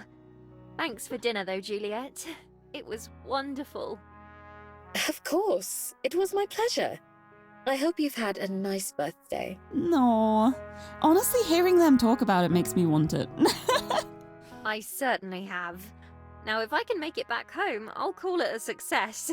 I feel like I've put on several kilos just from that meal. Oh, you're fine. Shush, Would it's you like okay. me to call you a taxi? Yeah. Would you like me to call you a taxi? Okay, you're a taxi. Happy birthday, taxi. Yes, bidding farewell to Patrick Swayze the crab plushie. We've actually got 3 Swayzes now in our house. It started as like a little joke, souvenir that our mum got for the family, and then we found another one in the shop which was the exact same thing but with something different printed on the back. So we bought that too because it was funny, and then we found an orange one, so we bought that as well. So we got 3 crabs now. 3 Patrick Swayzes. No, it's fine.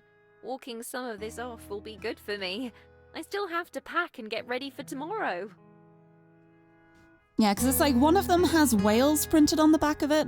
So, like, the first one we had is Patrick Swayze. The second one we got with the whales on is Welsh Swayze. And then the orange one is Orang Swayze, because he's orange. Oh, thank you for throwing something at me. But yeah, it's a whole family. They're very good crabs. We basically have them in, like, every room of the house. They just move around. I've got one next to me at the moment. The original Swayze. He lives on top of my PC tower. And he has a little flower in his hair. He looks very, very smart. I suppose Miho and I will head home as well then. Does that sound okay, Miho? Yeah. Okay. Let's just walk slow. Yeah, time to walk home, or maybe roll. Roll home. Still, I manage a weak wave. Bye, Aspen. Happy birthday again.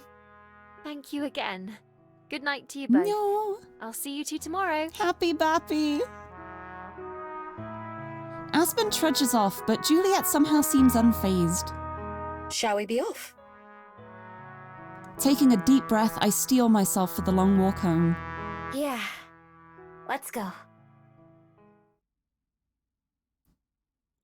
Just be like, hey Juliet, can you carry me? I can't walk. The afternoon of Aspen's departure, she's unusually quiet. Although she shows up to breakfast like normal, she barely says a word throughout the whole meal, other than things like, yes please, and no thanks. From the way she keeps checking her phone and messing with her face and clothes, I can tell something must be on her mind. I figure she's just antsy about her trip, so I don't bring it up or try to talk to her. Instead, Juliet and I mostly chat until we're done eating and the dishes are cleaned up. The moment we're finished, Aspen perks up a little bit. Miho, are you ready to go to the bus station? Yeah! Yeah. This way, you have as much time as possible to get back. Precisely. Thank you. Of course. Yay! We're gonna see her off. Before departing, Juliet approaches Aspen and gives her a hug. From the outside, I realize that hugs look kind of weird. People have come up with the strangest ways to show they care about each other. Safe travels, Aspen. Let us know when you get there. Yeah, when you think about it, I guess hugs are a little bit weird. You just like hold a person and then let go of them. That's all it is. But it's about the closeness, like being close to somebody, I think. Will do. I like hugs. I won't have reception while travelling, but I'll send a message as soon as I'm home. I feel like hugs are very comforting to me. Like, I like being like wrapped up in blankets and wrapped up like and cuddling toys. So like getting a hug from someone is nice to me. I like hugs. How long's your trip? If it was by car, only a couple hours. It'll be closer to 4 by bus, though. Ooh, I'll take an early one on the way back tomorrow, just to be safe. it's a rough journey, especially just for one day. But yeah, it's like I can definitely understand why some people don't like hugs as well, because there's a lot of people who don't really like physical contact or like touching people. So I understand that, but for me, I like hugs. They are very weird when you think about them. But there's just something so comforting about it. Just like a nice hug with someone you trust and love. Just be smushed and comfortable. I don't know. Ample reading time, it sounds like. But God, that's like 8 hours out of the 24 just taken out by travel. That's a rough journey. Oh, yes. She drums her fingers on a book tucked into her bag. Patricia and I have a lot of catching up to do. Haha. Although she's still fidgety, it seems like Aspen's remembered how to speak. When you really like someone and you're more intimate, you sometimes, can I lift you? Oh, I love that. I love the thought of that, like someone big and strong and just doing the little whoop, lift you up in a hug. That's nice. I like that. After spending an unusually long amount of time adjusting her skirt and hair, she finally faces me brightly. Well, shall we be off, Miho? Yep. Goodbye, Aspen. Good night, Miho. Off to the bus stop. Bye. Later. Aspen holds the front door open for me as we exit the library. Where exactly is the bus station? Not too far from my apartment. We'll pass it by on the way there. Ah. Should we stop by and say hi to the cats? I'm sure they'd love to see me. Or is that just because you want to see them? They're going to be angry enough at me for leaving for a day. I'm not sure I want to traumatize them right before I go. Dang it. I've never gotten along with cats. No. It might be a little downside to the whole being a fox thing. Have you known many? Only a few. Some of the strays have some really good stories to tell. Oh. The two of us walk along in silence for a little bit before Aspen pokes me on the shoulder. I've gotten more used to physical contact like that, but it still surprises me every time. What's it like talking to an animal, anyway? How do you do it? Yeah, I guess it makes sense because of her being able to actually transform into a fox. But that's interesting. I'm not sure. It was just something that I knew how to do, like making a den. Little pokes. A lot of the time, you can just feel what they mean without saying it. I don't know how to put it. Just little animal things. No, that makes sense. There are some things that you just can't put into words, as much as you'd like to. Exactly! I have the problem a lot. I'll bet you don't, though. You'd lose that bet quite handily. Why, I'd say I struggle to put things into words more than anything. I feel like Miho would just be like, whoa, but you know so many words. How can that be? You know like all the words. Really? How? I thought you loved writing. I do, usually, but it's not that simple. Sometimes you just can't use any old words. You have to use the right ones. Yeah, and I can imagine finding the right ones can be a bit tricky sometimes. And often that means going through lots Yep. and lots of the wrong ones until you find them. It makes sense. I think it's easier the way animals do it. Yeah, communication would be so much easier if you didn't actually have to find the right words for things and you could just like telepathically get the feeling across. It certainly sounds like it. I often wonder if I could talk to Percy and Byron, what they would have to say. Oh, I love that they're called Percy and Byron. Those are such great names. Maybe they just complain about me not feeding them enough or something. Do you want me to ask them? It's tempting, but no thanks. As long as I don't know for a fact that they're saying rude things, I can convince myself that they're not. No, yeah, they're definitely author names. They're definitely book names. I Rather love like it. that other cat in the box. Ah, Cats like being in boxes, so they probably wouldn't be complaining. I think Schrodinger's cat would, but it's okay.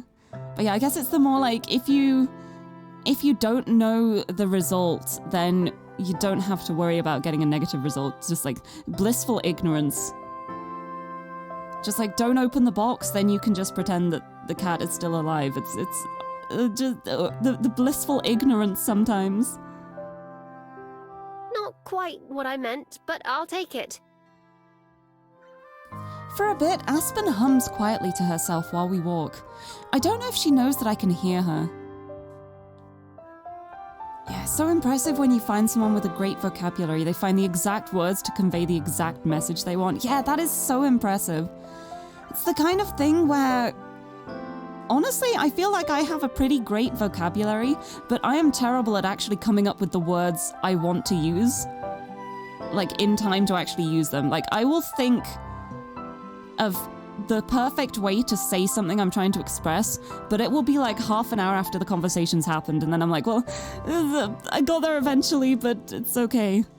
And in the meantime, I just babble away like, I did do the thing and the things and stuff. Yeah! just bumble along until something vaguely makes sense. Even though she's being more chatty, there's still something that seems a little off about Aspen. I can't quite place my finger on what it is, though. At one point, she checks her phone and starts to walk a little bit quicker. Are you looking forward to going home?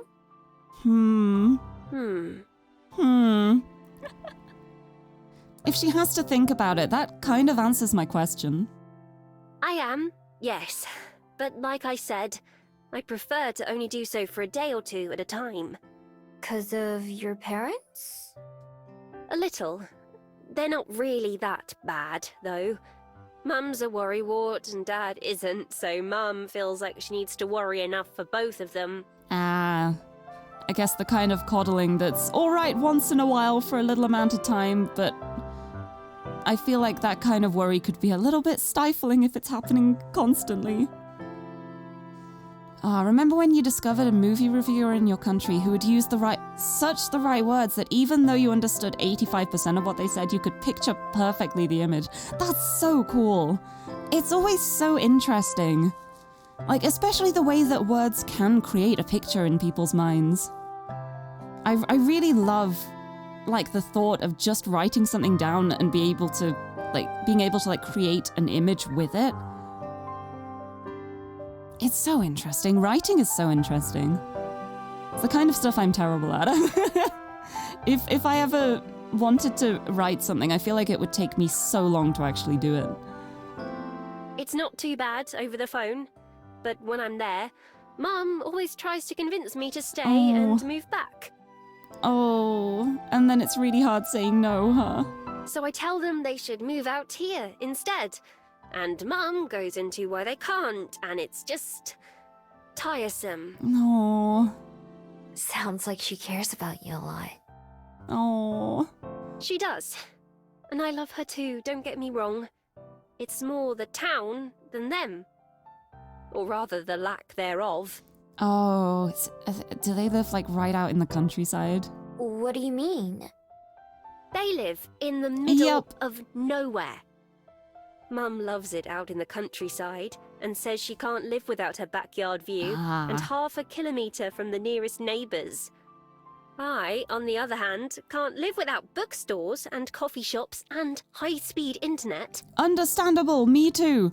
Me too. I've always said that, like, I would be happy to move, like, into the middle of nowhere in the countryside on the condition that there was, like, fiber broadband. Like, if there wasn't high-speed internet, I would just be like, no, I can't do it. So that's why you moved to Wellington? My one requirement in a home is fast internet. Yeah, and when you know more than one language, it's so interesting to see how the same message can be conveyed in different ways. No, I agree with that too.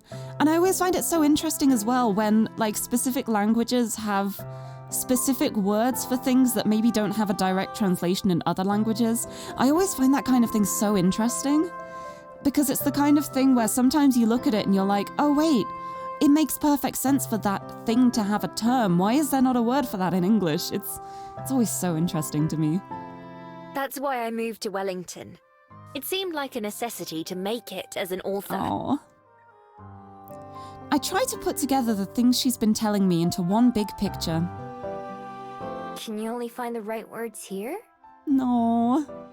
Yeah, different ways you can say love or loving someone in different languages is so cool. I fully agree. I love it so much. Exactly. At least, that's what I thought before I came. No. Turns out that moving to a new city won't magically make you a better writer. Or even a writer at all. Back when I was in school, I used to daydream about what life in the big city must be like. Busy and important things happening during the day, and then nights full of excitement and sparkling wonder.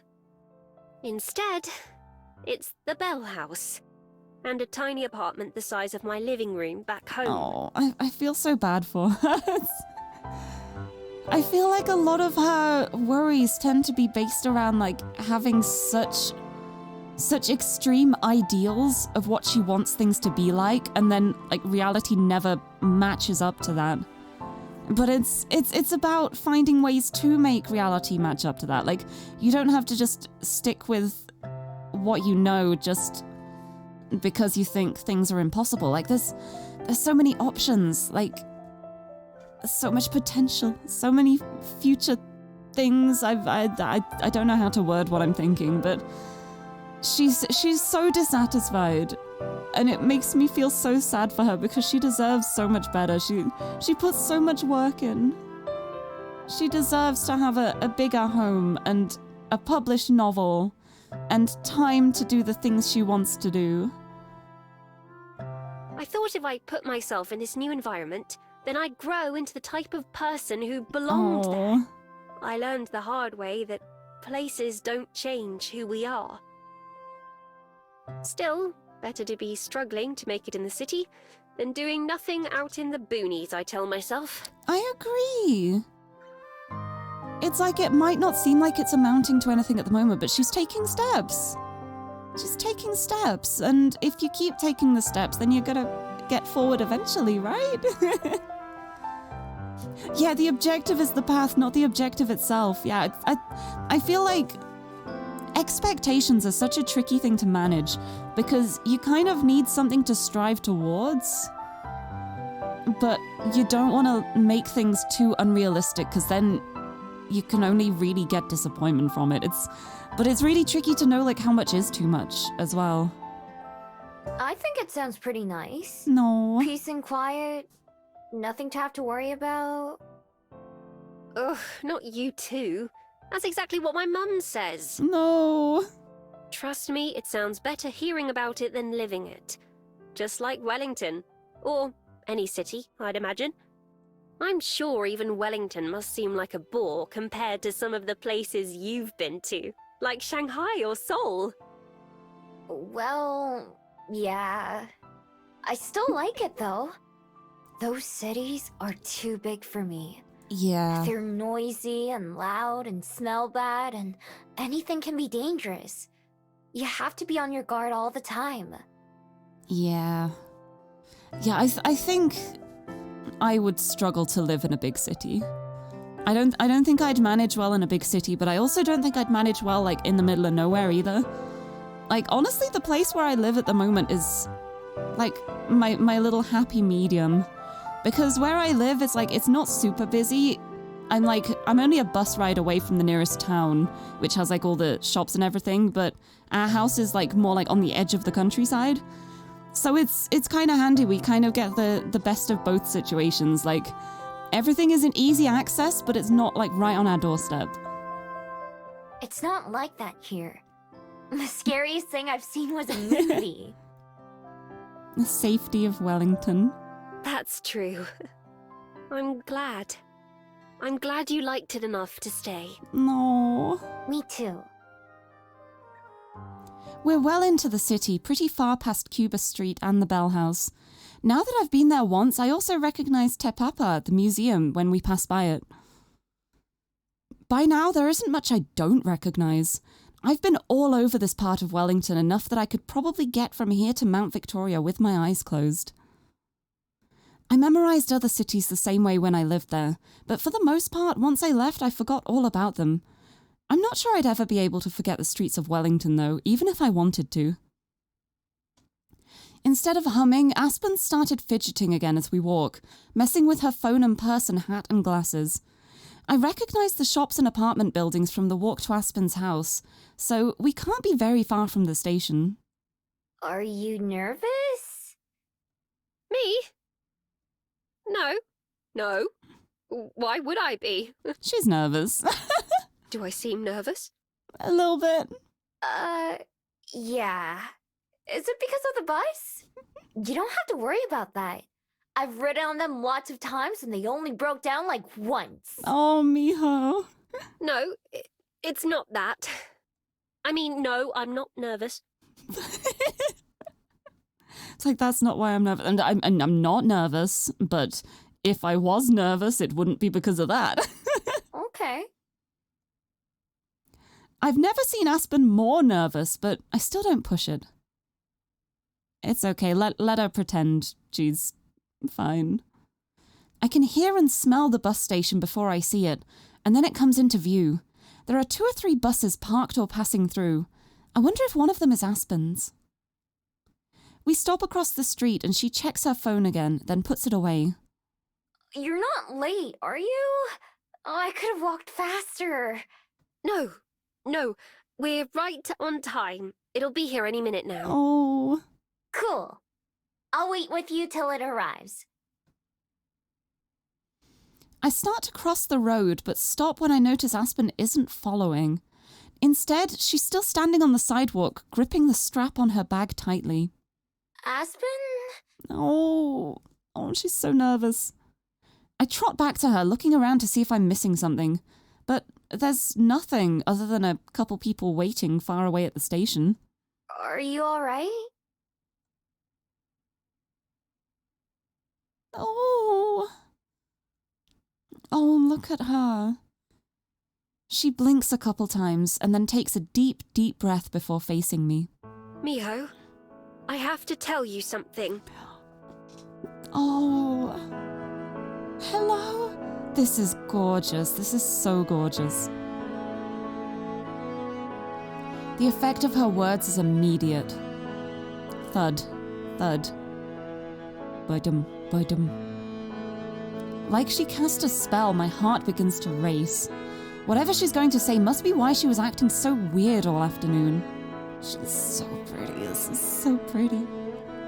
Is it something bad? Is she not going to come back after all? Yeah?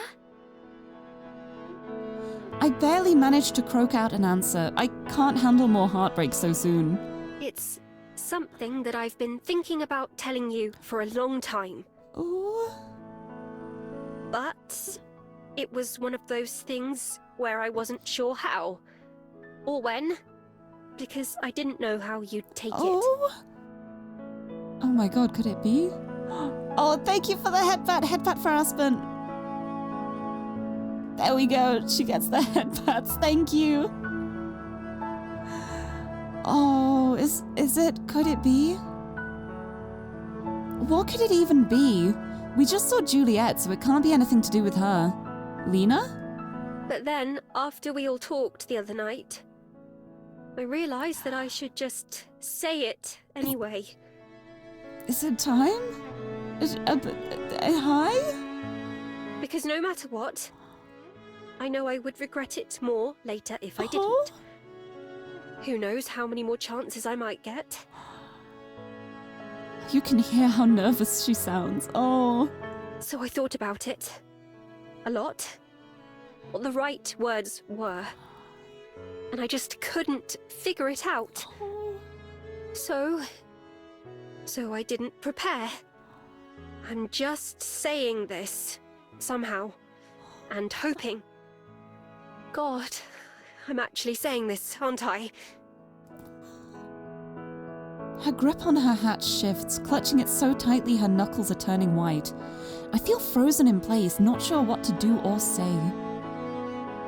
All I can do is stare, my heart feeling like it's going to explode out of my chest, while she looks down at the ground. Whispering something to herself, she wrings her hat in her hands before finally looking back at me. There's something I want you to know. No? Miho, I used to think that there was no way someone like you could exist. Someone who looks at the world like you do, and is honest about what you see. The good and the bad. Oh my goodness, also brushy, hello! Nice to see you, Happy New Year, you've joined at a great time. You have joined at a wonderful time. You have joined at a great, wonderful, lovely time. Oh, Aspen. And at the same time, someone who doesn't realize just how much she has to offer. I think this is a confession. Oh. Just how much you make people happy. But here you are. Oh my god. Oh. Maybe meeting you used up all my luck for the rest of my life. But here you are. And I love you. And I just couldn't keep not telling you that. In case maybe you love me too. I couldn't keep just hoping and wondering and not knowing. And now that I've said it, it feels so good to have out there. Oh, wow. I love you, Miho. No. I love you. Oh, my heart. My heart. Also, Risa as well. Hello. Oh my god, Aspen. Oh my god. At first, I wasn't sure because everything seemed too perfect and unreal. I thought that I was just letting myself get carried away like I always do. Silly little daydream, but it's true. My heart, SF, hello. Welcome, welcome. Oh, this is incredible. Oh, my heart. My heart. It makes me feel silly how much already. When I think of how utterly stupid it always sounded to me when reading about love at first sight. Ooh. But how could it be anything else? I don't believe in coincidence, Miho. My life was changed the moment I saw you. I just didn't know it yet. Oh. Now I do. Oh. Now we both do. I love you, Miho. It's out there, and I can't take it back. You shouldn't. You don't have to. You don't have to take it back. Oh. Her words drift away into the air as we look at each other in silence. My head is TV static, buzzing with nothing to show. Not because it's empty, but because there's too much for me to process. Aspen. In love. With me? Wind whips past my face as a bus rolls by, pulling into the station. I barely notice it, barely able to notice anything. Aspen is in love with me? Yeah, I'm not crying, you're crying. You're right, I'm not crying, but my eyes are just itchy. Oh. I don't know what to say. But Aspen raises a finger to her. Oh my god, this scene, oh my god. Shh. Okay. Don't tell me. I said it now before I leave for a reason. Because I thought you might say that. Tomorrow, whatever it is you feel, I'll hear it then. Oh. I look at her face for some guide on how to respond, but she just gives a smile. A weak, fragile smile. Left dumbfounded, I nod. Aspen is in love with me? Returning her hat to her head, Aspen sighs like she's just finished a hard day's work. Well, that's Oh. it. All I have to say, I suppose. As if that wasn't one of the most important things I've ever said in my life. Oh, my heart, my heart. That's my bus. So, Oh. I'll see you tomorrow, Miho. And no matter what, it's okay. Oh. Just send a love heart to someone because of the 3 minutes you've been here in this game. There's someone back. Yes. Oh, Aspen. If we just carry on being friends like normal, Oh. I'm fine with that. More than fine. I'm just glad that I took the chance to tell you. Oh, my heart. For how nervous she was a few minutes ago, she does seem a lot calmer now. I may as well be a statue as Aspen starts to walk past me, but then she pauses. Honestly, no wonder she was no nervous if that's what she was planning. Oh my god, it makes so much sense now. I'd be nervous if I was planning that. Oh my goodness. May I give you a goodbye hug? Yes, yes. That much I can respond to at least. Yeah. Yes. We wrap our arms around each other, that weird human custom. Everything may have just changed, but she's still the same Aspen she was when we left the library. I try to listen for what she might be saying without words as she squeezes me tight. Finally, she steps away with a smile. It might be the most genuine one I've ever seen on her face. Bye, Miho. Bye. Oh. Oh. I make my way back to the library like a zombie, my feet moving without really thinking about it. Aspen's words keep replaying over and over in my head. I get them, but I can't make sense of them. Celia Witch, hello, Miho. I think I get hugs now. Just holding Aspen closer and just being like, oh, I can see why people do this now, I guess. There's not a sound to be heard from the empty aisles when I enter, Juliet having finished tidying up in the hour or so that's passed since I left. After a quick glance around, I head towards the stairs. It took so long to get through that scene because I just cry screaming and sending screenshots. Oh, my heart, it's, oh, what a scene. Oh, I love this game so much. I love this so much. When I head up to the second floor, I spot a sliver of light from underneath Juliet's bedroom door. I knock and it opens just a moment later. Juliet greets me with a calm smile at first, but the corners of her mouth falter as she looks at my face. I don't quite know what expression I'm making right now. I don't know what I'm even feeling to begin with. Miho? Did something happen? Yes? Aspen said she's in love with me. I love the way she says that because she kind of makes it sound like a child that's confessing to something they shouldn't have done. Like, you know that kind of feeling when a parent's just like, what have you done? It's just like, I might have been confessed to, I'm sorry. Oh, I see.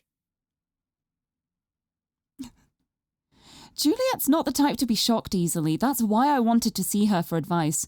But she's even less surprised than I thought she would be. Give me just a moment, and I'll meet you in my study. Okay. I nod and head over there, opening the door. As I walk into the darkness, I'm met by several pairs of eyes. What? Bats. Just as startled as I am, several bats begin to flap their wings and noisily take flight, chittering overhead before most of them leave out the open window. The biggest one watches me for a bit longer before departing as well. By the time Juliet enters the study and turns on the lamp, it's just me and her. Sorry I scared off all your bats. It's fine. Don't worry. I'll be back before too long. Why does this kind of feel like the setup to a therapy session now? Is it just me? Like, just like Juliet sit down and be like, so, tell me how you feel. We settle down into the same seats as last time, with Juliet behind her desk and me across from it. So, Aspen. Yeah.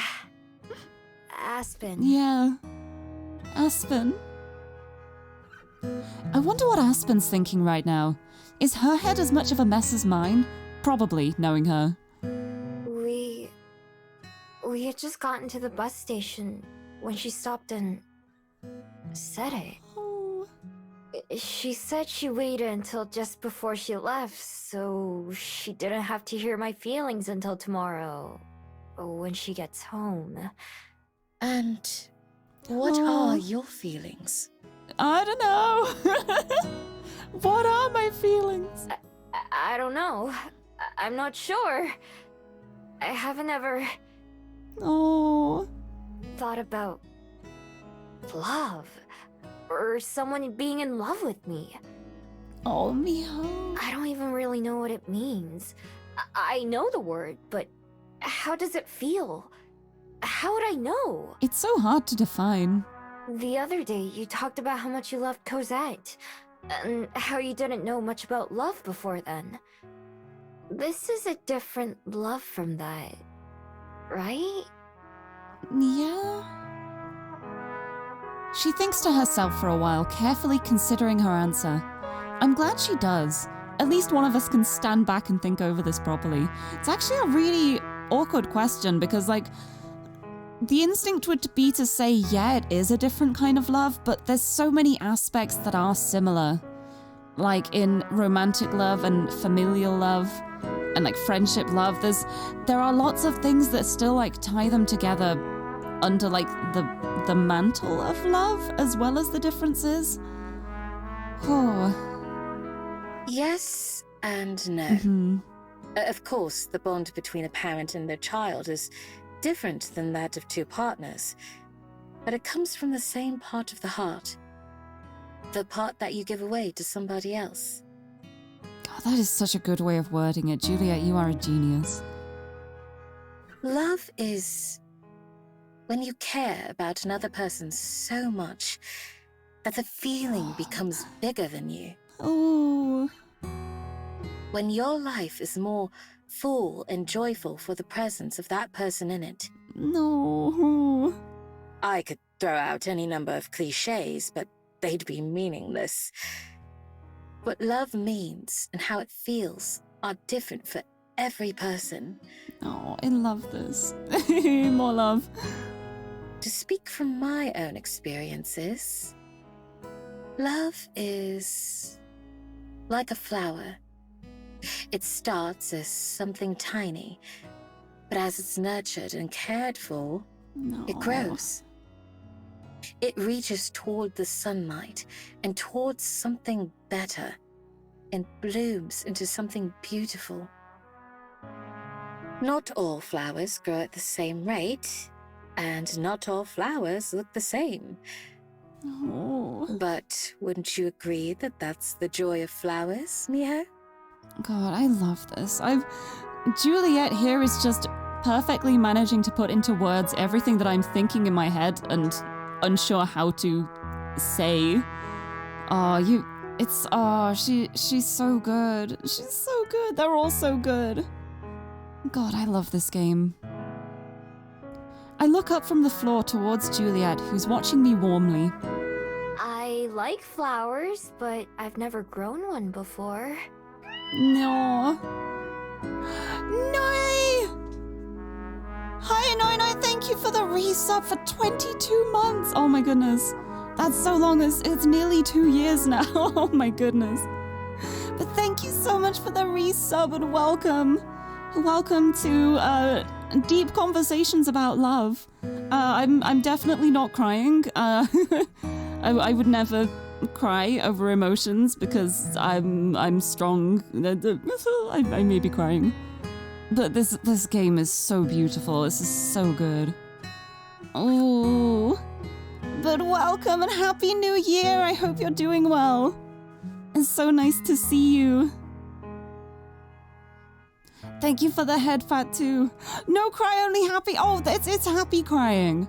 It's not like last time where it was like awkward grief crying. This is happy tears now. It's love crying. But hello Yamato, nice to see you. And thank you for the hydrate too. I will have a sip of my drinks. I've got to replenish these tears, which are definitely not falling down my face because I'm not crying. I'm not crying, you're crying. Well, thank you for the hydrate and welcome. Welcome to my first stream of 2023. And I cried in the last stream of 2022 and I'm crying in the first stream of 2023. We are starting as we mean to go on. But oh, this game is so good though. This is such a good game. Oh, my heart. The same can be said for everyone at some point. But as long as you're willing to give it the time and patience that it deserves, even the tiniest seed can become something wonderful. Oh, she's so smart. Juliet must see the confusion on my face because she touches my hand gently. But yeah, last time it was... Well, it was like it started with sad tears, but it became like a happy tears situation when they figured out the communication issues and we managed to finish with the big hug, which was really nice. It was a really lovely way to finish the year off. And now we're starting it with a love confession. It's so wonderful. I love this game. You should take some time to yourself, Miho. We can talk about it later tonight, if you're ready. If you needed even more time, I'm sure Aspen would understand. Oh, I'm just suddenly realizing... Is this gonna be a situation that happens every time? Like, if we're going for the Juliet route, are we gonna have to turn down Aspen? Because I think that would break my heart. I have a feeling that's what's going to happen, and that's gonna be really hard. I'm glad we're choosing Aspen first, because there's no way. Yeah. I need to think about it. There's no way I could say no to that. That whole scene was just beautiful. It was beautiful. But yes, this is a Yuri game, and there's endings with Juliet and there's endings with Aspen as well. Depending on the choices you make along the way. I plan on doing everything. I plan on doing the entire game eventually. Like, I will be doing all of the routes. It's just about the order I do them in, but we're going after Aspen first. And I decided already. sorry for waking you up. Or keeping you up. Whichever. No. It's no trouble at all. I'm glad that you felt comfortable coming to me about this. No. It was the first thing I did. Thanks, by the way. You helped me out a lot. Of course. It's my pleasure. It's what friends are for. No. That's what friends are for. Juliet returns to bed and I go back to my room as well. I sit down on the floor, which is where I've done a lot of my best thinking lately. I lean against my bed and turn on the TV.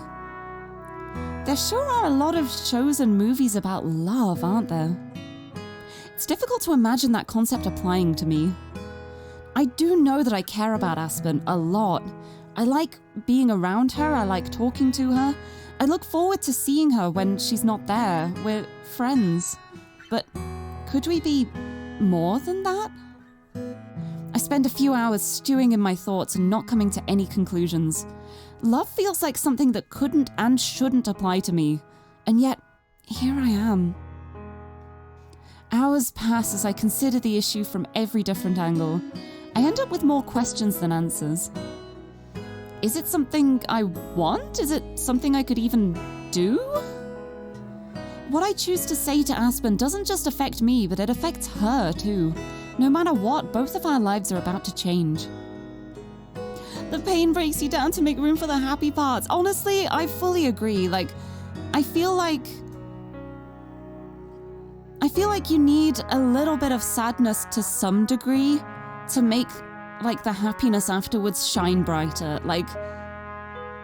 You need the shadow to really notice the light, to, emphasize it more. I don't know, that's just my humble opinion, but it's always so hard, though, going through the sad before the happy happens. And no matter what, I have to make a decision. I'm sure that I'll have some doubts either way, but I can't just ignore or run away from this. So, after turning it over and over in my mind, I finally make a choice. Slowly, I stand up and head downstairs. Yes, exactly. Without darkness, there cannot be light. My legs feel like jelly as they carry me towards another huge moment. My hands shake, but I hold on tightly to the banister as I head down to the kitchen, where Juliet's making tea.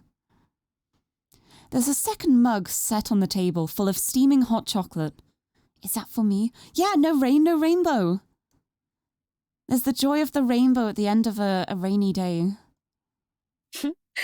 Right on time, like always. I was just about to call for you. You didn't have to, we're here. I heard you get up a little while ago. I was still doing some thinking, though. Oh, hello! Shifan. I'm so sorry, I'm probably mispronouncing your username horribly. Let me know what you want me to call you. But hello, thank you so much for stopping in. I'm so glad you were able to make it. Oh, I'm glad you've enjoyed the stream VODs too. This is one of the games that I really love making available to rewatch afterwards, because I love this game. I am loving this so much so far. It's so good. But yeah, thank you so much for stopping in, and thank you for following too. Yep, you are just in time for a big moment. Oh boy. There's no way I can say no here. I see. So I take it that means you've made up your mind about Aspen, then? Probably. Yeah. It wasn't easy, but I have. Matters of the heart are rarely easy. Oh. Shall we sit? Yeah. Yeah, let's sit down. We take our usual seats, the third one conspicuously empty. I take a big gulp of my hot chocolate while Juliet takes a small sip of tea. Wiping my mouth with the back of my hand, I lean back in my chair, take a deep breath, and nod. I've decided. Oh boy.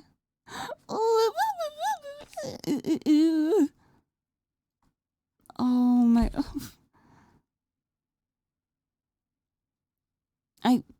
I gotta. I have to. I gotta. I want to try things with Aspen. Oh, the theme. The theme. I know it'll be hard, but I want to try. No. No. I feel more sure of the words as I say them. Something about this decision feels right. I do want to try. Like Aspen said yesterday, it's out there now and I can't take it back. I know she's a human, and so someday it'll hurt. But I can't just always run away from things that are painful. Because if it hurts, that means it was important, doesn't it? You are so right, Miho. You are... Oh, I love this game. I love this game. Oh, you're in a meeting for an hour. You may have missed some emotions. Oh my goodness. Losuke, thank you for the more gift subs as well. Oh my goodness, thank you. Thank you for the gift subs. Oh, this game is incredible. That feel when girlfriend? Oh. Well, I think we're locked into a route here. Oh my goodness. Oh, I love this game. I love this game so much. Thank you so much for the gift subs. And thank you for the head pat. Hold on, I think Miho needs a head pat too in this situation. She definitely needs a head pat too. This game. Gotta escort a vendor later and they'll see your puffy eyes. No, it's okay, just it's allergies. It's your allergy, your love allergies are playing up. Thank you for the hydrate as well. I will have a sip. Welcome, Rava. Thank you. Replenish the tears, which are definitely not falling right now. And oh. It certainly does. That's a wise way to think about it. Oh yes, I'll check the menu once I've gotten through this scene. If the menu changes. I know I don't know much about love, or how to be in love with someone. But I'm willing to learn. And try. And that's what it's about. That's what relationships are about. It's about learning and trying and experiencing things together and figuring things out. As I speak, I feel something stir in my heart. That feeling of excitement that's pushed me forward so many times before kept me motivated in my lifelong search. Is that the feeling that could grow? I've always struggled to put a name to it. Could it be? Oh, thank you for the head pat. Could it be? Is this love? Trying is all anyone could ask of you, Mhm. Aspen or otherwise. All you have to do is be yourself. That's who Aspen fell in love with, after all. I can't tell you how happy I am for both of you. No. As it begins to sink in, I feel a grin spreading across my face. God, the whole soundtrack to this game is so good, but just every time the main theme kicks in, it is always just such a powerful moment. I love this. Oh, I love this. Aspen is in love with me. And I think that maybe, just maybe, I could be in love with her too. Look at that little blush. Oh. Thanks. Oh. I wish she was here, so I could tell her right now. Tomorrow No. seems so far away. I'm certain she's thinking the same thing. Still, it is rather like her to say something so momentous and then disappear. Oh, yeah. It took quite a while for her to work up the courage to tell you. Oh. With a wink, Juliet lifts her teacup. I wouldn't be surprised if she borrowed the idea from some book or another. No. Yeah, you're probably right.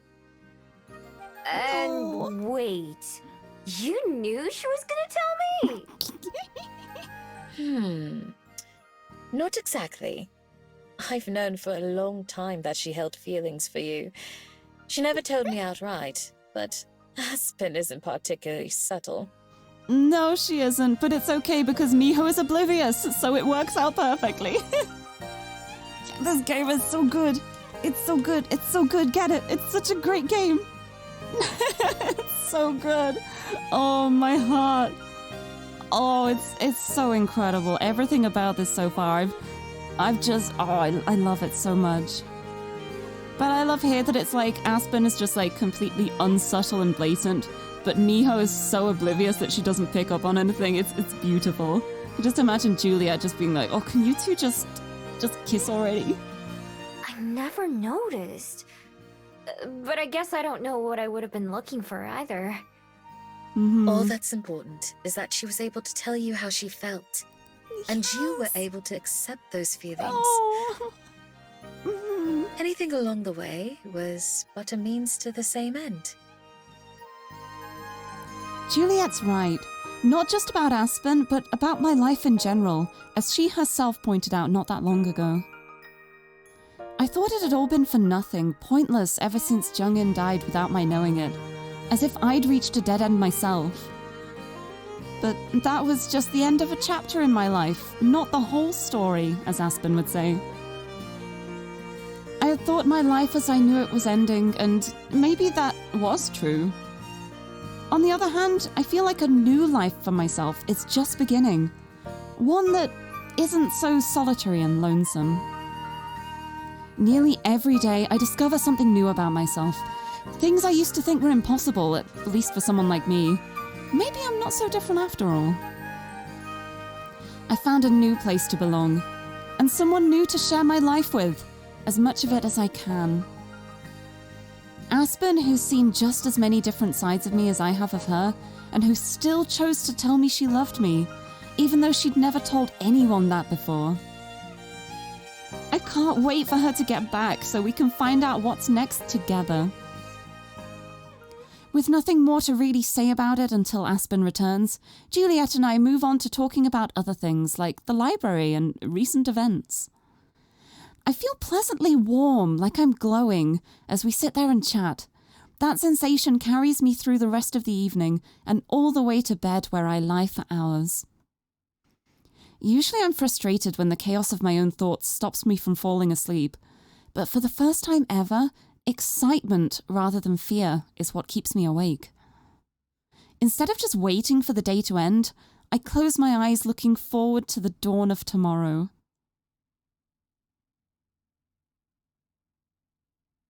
Ooh. It's the morning. It's morning. Dawn of the next day. So funny, usually you don't like romantic stories that much, but there's something about Yuri that always gets you. Honestly, I love Yuri too. I'm a big fan of some cute girls with cute girls. Girls are good. But this, oh, my heart is so warm. I love everything about this so far. For once, my struggle to fall asleep worked out in my favor.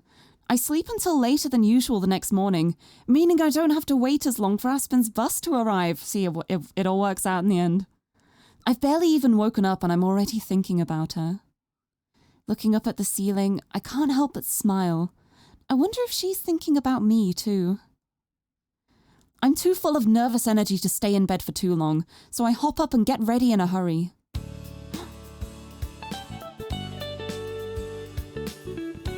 Yes! Cute girls, cats and puzzles, that's what I'm here for. Occasionally chaos. But not too often. I love this song too. It's so cute.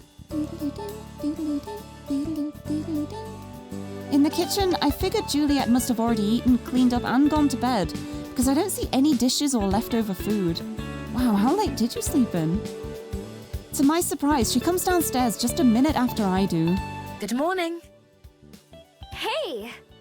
I didn't wake you up, did I? No, not at all. Although I was upstairs, I thought I'd wait and have breakfast with you like usual. Aw, that's so nice. Thanks. Sorry for keeping you waiting.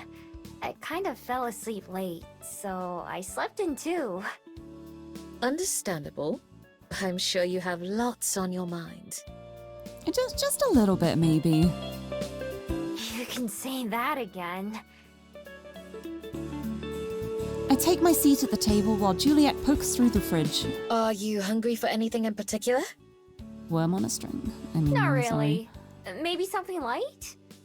I don't think I can finish a big meal right now. Toast! Chuckling, Juliet retrieves a couple pieces of fruit and some cheese. Butterflies in your tummy? Nah, I haven't eaten anything. I'm just nervous. Only Miho would hear butterflies in your tummy and just be like, oh, I haven't eaten any butterflies, don't worry. I'm sure I would be too, in your position. Oh, I love her so much. But yes, I got the soundtrack for this too. The soundtrack and the art book. so worth it. It's so good. I love it so much. It's every single song in the entire game just fits so perfectly. It's so good. And she's so sweet. Although, Aspen did the difficult task of taking the first step. You have the luxury of being the one to respond. That's true. It's true. Juliet sets a platter with slices of apples and oranges, as well as a few blocks of cheese on the table between us, and I idly munch on some fruit. Do you want to come wait at the station with me? I'm leaving after we're done eating. I feel like that's very sweet of her to say that, but it might be a little bit awkward for answering a love confession to then just have someone else standing awkwardly nearby watching. I'll pass. Yeah. But thank you. The two of you will have plenty to talk about on your own, I'm sure. But I imagine I'll see you both later tonight? Definitely. Yeah. The minutes pass by agonizingly slowly, especially after Juliet goes to bed, but eventually it's late enough for me to leave. I burst up out of my seat, forcing myself not to walk too fast. As long as I'm walking, I'm doing something. If I get there too early, I'll have to wait, and I hate waiting. Humming to myself, I follow the same route Aspen and I took yesterday. If I wanted to, I probably could have found a faster way, or even a longer way to kill more time. It's not worth the risk of getting lost, though. The closer I get to the station, the faster my heart races.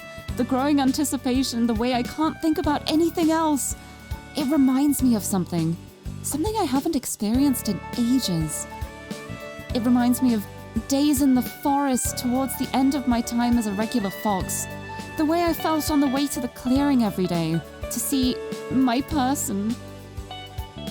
Oh, you gotta head off now. Oh, I'm so glad you were able to make it either way. But I hope you have a lovely rest of your day. Thank you so much for stopping in. Go Miho, go Aspen. They got this. They got this. Thank you so much and Happy New Year. Glad you were able to make it. Oh. Back then it was different, of course. More instinct, less thinking. But it still pushed me forward. That was love, wasn't it? In my own way, just like Juliet said. Usually something like that would stop me in my tracks, but today it just makes me smile. My good mood carries me the rest of the way to the bus station. I pause at the intersection where we stood yesterday, when Aspen said everything. This spot will be special to me forever, I already know. I hurry across to the other side. Yes, you better be there. The bus better not be late. I swear, if anything happens to the bus and she ends up being late, I will scream. There are a handful of other people waiting, standing, or leaning against the fence. I sit down on one of the empty benches, practically buzzing with anticipation. I watch the clock as it continues to tick away, until finally the scheduled minute comes and there's no bus. I sigh, disappointed but not too surprised, since when a bus is ever exactly on time anyway? Soon, the bus is a couple minutes late, and then 5 minutes, and it gets harder and harder not to worry. Good thing she left early. I notice that I'm not alone. Some of the other people waiting are beginning to get agitated too. One person stands on the edge of the sidewalk, peering in either direction. A couple others who have been waiting in the boarding zone since I got here sit down on one of the benches near me and pull out their phones. One of them taps a few times, reads something, and then groans. I swear, I Told know. you. Delayed. Says it right here. Guess I owe you a tenner. It say how long? Nope. Just says delayed No. due to vehicle issues. No. Dread seizes me. With a shaky hand, I tap one of the travelers on the shoulder. Excuse me. Which bus is it that's delayed? No. Ah, that be Route 4. You waiting for it too? No, it better not be late. My friend's on it. I don't know which, but she was supposed to be here 10 minutes ago.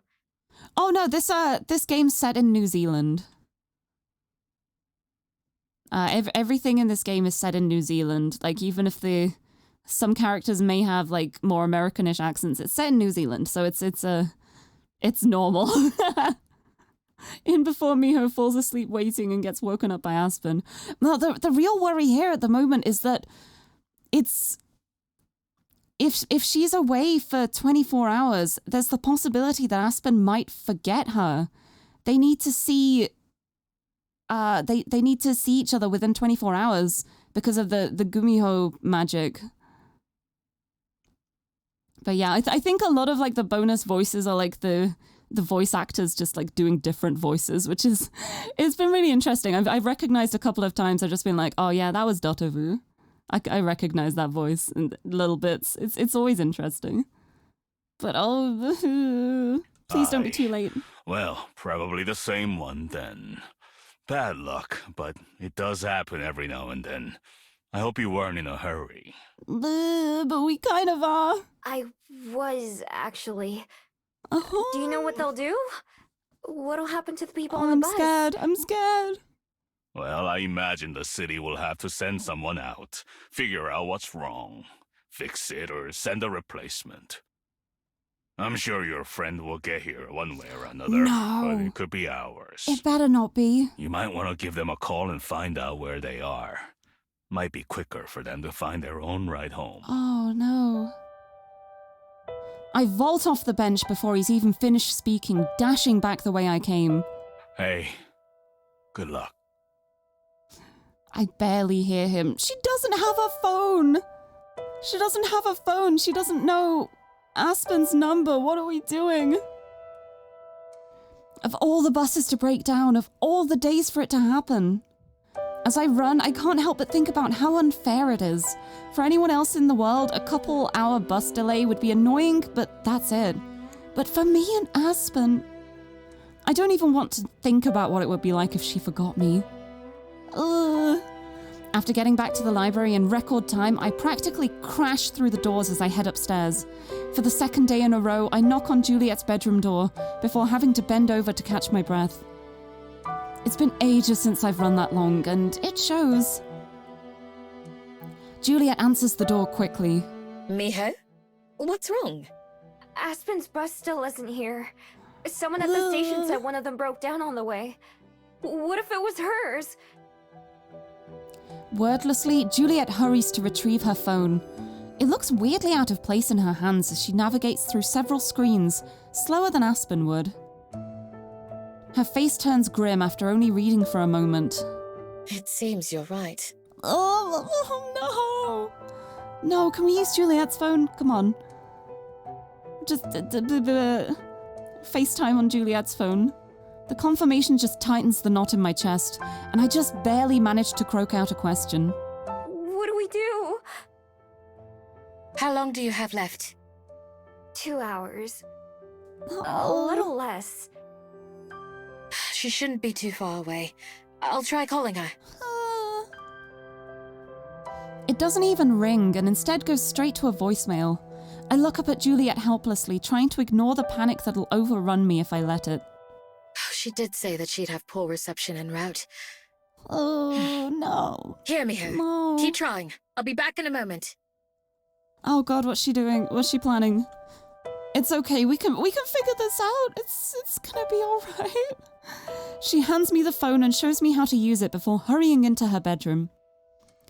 I hit the button again, staring at the small contact photo of Aspen that Juliet has saved.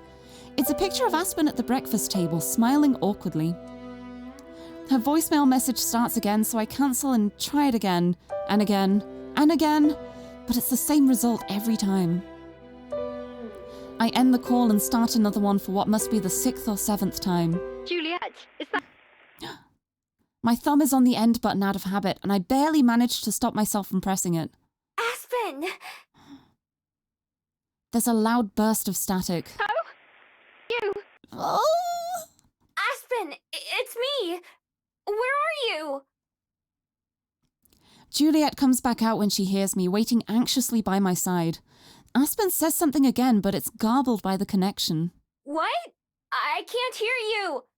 Fucking reception. Let me... Ow, Aspen, I love her. Everything goes quiet, and for a terrible moment, I'm afraid that the call has dropped. Can you hear me? Yes! Yeah. Instead, I nearly drop the phone when her voice comes through again, much clearer this time. Good. I can't move from this spot then. It's the only place I have service. Where are you? God, we're so close. I can literally see the city in the distance. Something's wrong with the bus. I don't know what. Oh. They said there's another one coming to pick us up, but I'm not sure when it's supposed to be here. We only have 2 hours before. I know. Trust me, I know. I was hoping the replacement would be here sooner, but that's not going to happen. Can she, like, fox mode, just run? If it's not that far, if she can, like, see the city, then maybe as a fox she'd be able to make it. Oh, I'm scared. Aspen, you said you're close. Do you know where exactly? I don't know, but there's just the one road into the city, and I can see it. That's what I'll do, actually. I'll start walking towards the city, and hopefully I'll see the other bus on the way. Oh. Will that work? Will that work? Probably not. I don't know. I'm going to do it anyway. Juliet and I look at each other. I wonder if she has the same thought I do. Okay, I'm coming too. Yes, we're going. We're going. What? Coming where? We're gonna meet halfway. Wherever you are. You said it's just one road, right? I'll meet you on it. Oh. Okay, I understand. I'll be there on time. I promise. Time for the zoomies. From the other end of the line comes the very clear sound of Aspen sniffling. Okay, I'll see you soon. My heart. As soon as I start walking, I'll probably lose reception again. I'll try to call you when I can. Okay. My heart. Okay, I'm on my way. We're going.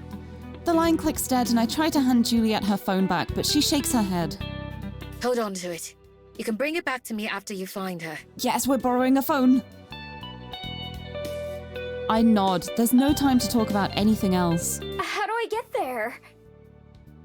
Juliet pulls up a map and shows me, pointing out where the library is. I was going to try to find a taxi. Between traffic and everything else, I'm not sure it would be faster. It's so far away though, Miho. Are you sure you'll be alright? I will. I have to be. They're just gonna, like, collapse when they meet in the middle, aren't they? They're just gonna be so exhausted they just flop down in the middle of the road. I immediately make for the stairs, pausing for just a second. Thanks. Oh. Thank me later. Together. I nod, and then I transform as I bolt out the front door. Yes! Fox run! Fox run! Fox run time! Run fast, Fox!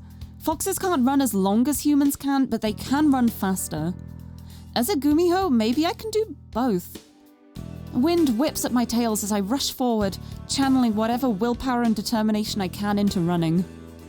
The map Juliet gave me showed which roads to take to get out of the city, but I don't need roads. I run straight for the edge of town, dodging traffic, pedestrians, and more.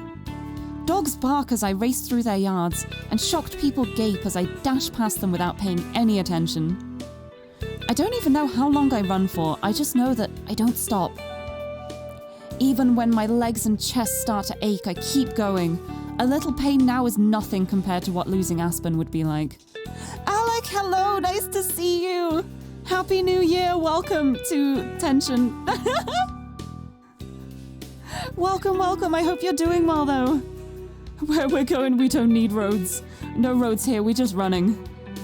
Oh, the buildings begin to thin out even as traffic increases, and finally I find myself out of Wellington. Following the road, I race towards where Aspen must be. Cars and trees fly by, replacing the buildings and street signs. There are hills and forests that I'm sure are as beautiful as everything else I've seen, but I hardly notice them at all. The longer I run, the more it starts to take its toll on me. Against my will, I can feel my speed flagging, each step taking just a little more effort than the last. I've pushed this form to its absolute limit, and eventually it brings me to a halt. I change forms once again, gasping for air as I place my hands on my knees, trying to catch my breath. The run from the station back to the library winded me, and this was many times harder. Yeah, any way this could go at the moment, I am so anxious. But I'm doing well as well, thank you. I've had a lovely new year. But it's nice to be back to streaming again, though. I've missed this. And I miss this game, too. This game is so good. But I'm doing really well, though. I'm glad you're doing well, too. No, stop. Just run. But I can't stop moving. I have to keep going. I have to. Lungs on fire and with my legs feeling like lead, I make myself take another step. And then another. Thank you for the doot. Motivational doot to keep her going. Oh, thank you for the hydrate and the posture check, too. I have a sip of my drinks and a big stretch. Oh, we're back to running. Oh, mustering all my strength, I break into a jog, the fastest I can manage. I keep my gaze set on the horizon, hoping for a glimpse of her. Anything to set my heart and mind at ease. Anything. The perfect addition to this very tense moment. It truly was. I love the doot. I feel like the only other thing that would compare in this kind of tense situation would be Jim. Who needs a gym when you're just running out on the open roads, right? Haha. Haha. Get it? A gym. Haha. I'm so nervous about this. The sun begins to dip even lower, as if even the sky is reminding me that time is running out. My steps are leaden, and my mind abuzz with wordless fear and worry. Thank you for the head pat. Thank you. The head pats are needed. At first, I don't believe my eyes when I finally spot someone walking in my direction, far off in the distance. Please let it be her. A steady trot is all I can do by now, and I let even that slow to a normal walking pace. The other figure and I walk toward each other, but the sun shines in my face and obscures them from vision. Please, God, yes. Raising one hand to shield my eyes, I see a familiar hat, the glint of light on familiar glasses. I see Aspen running towards me. All I can do is stand there, overwhelmed with relief so intense that all I can do is shake. I made it. She's here. Miho! Oh, God, thank God. Oh, thank God. Oh. As she approaches, she also slows and then comes to a stop. Miho! No. Oh, my heart. I don't even know what to say. How can I respond? How can I put all the excitement, the worry, and the relief that she's made me feel in the past 24 hours into words? How do I say it? Oh. Silently, I close the distance between us. I can see her eyes searching mine, looking for an answer to the unspoken question. Overhead, the sun dips behind a cloud, done watching us for the day, and throwing a handful of colours into the sky as it leaves. Ooh. I've struggled to find words before, but this is different. Like Aspen said yesterday, not just any words will do. We got a doot in a gym. This is shaping up to be one hell of a confession answer. Can you just imagine, like, Miho runs up and then she just pulls a trumpet out and just lets off a little doot. Like, that's my response. I hope you understand. Also, Zaza, hello! Thank you for the door knock. Welcome. Welcome to, I think it's gonna be emotional confession acceptance time. Ooh. I stop just an arm's length from Aspen, close enough to see the glint of tears hiding in her eyes. I was so worried. Oh. Her voice is barely a whisper, but I can't hear anything else. Looking up into her eyes, I'm surprised to find the answer to my own question. One that I didn't know I wanted to ask until just now. One that requires more than words, or maybe less.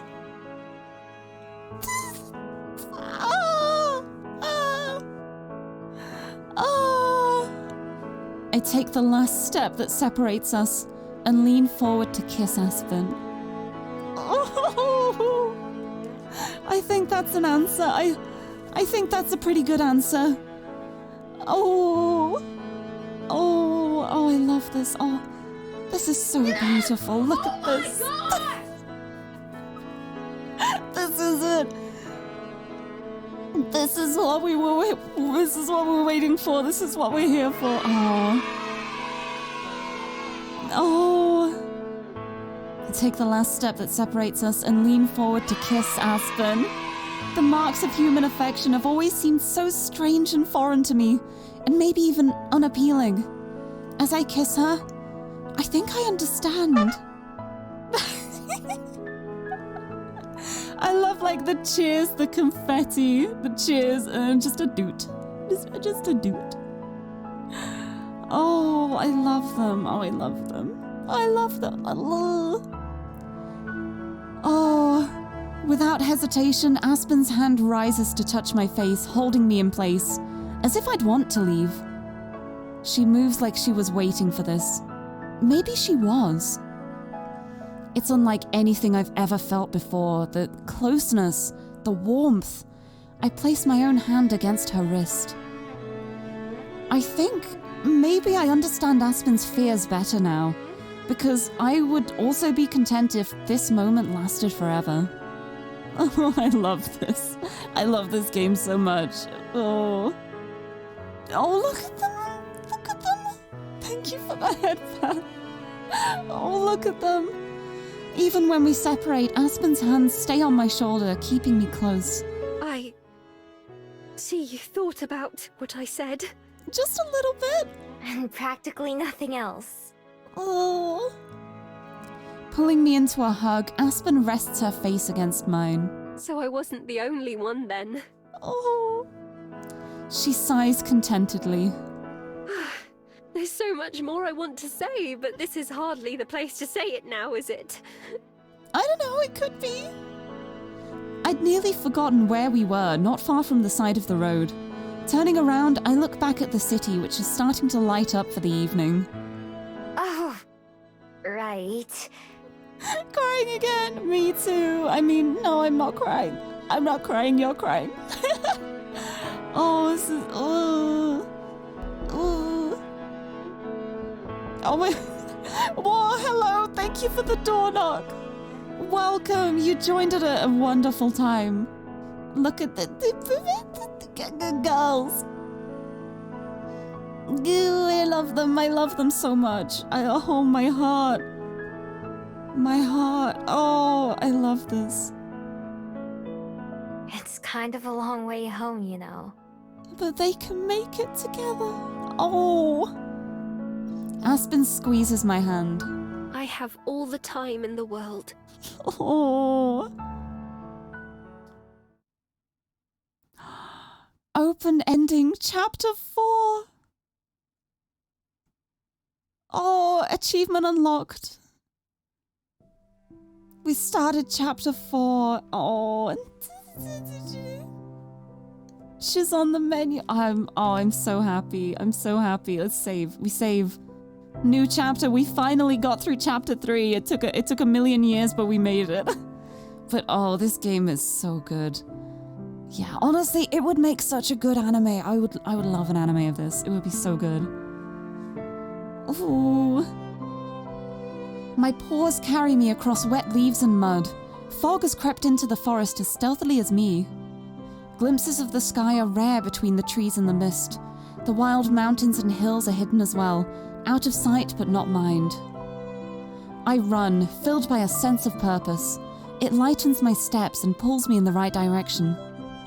I'm going to see someone I care about very much, and who cares about me. Somehow, we found each other. My person. The path to follow is engraved in my body and mind, almost instinctual. A warm smile, a gentle touch, a kind word.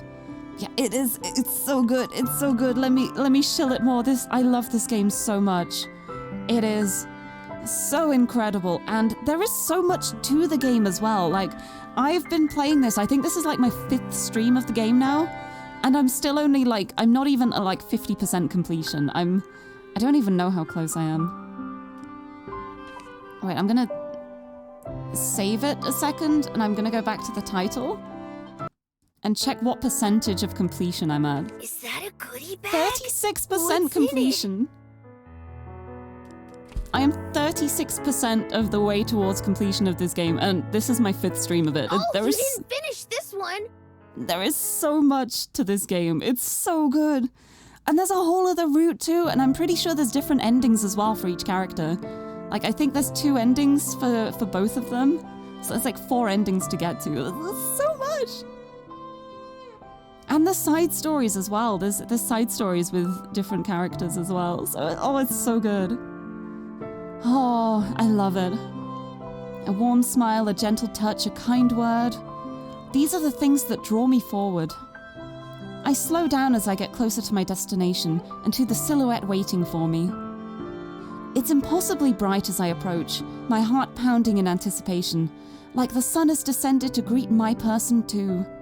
It matches the feeling in my chest, warming my soul and fur.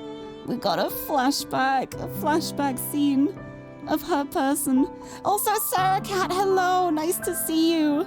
Happy New Year, welcome to feelings. And welcome. So bright that when my person turns around, stooping low to greet me, light is all I can see. But I don't need to see, only hear. That voice that I could never forget. Little fox. Where is your home? Wait, is Aspen?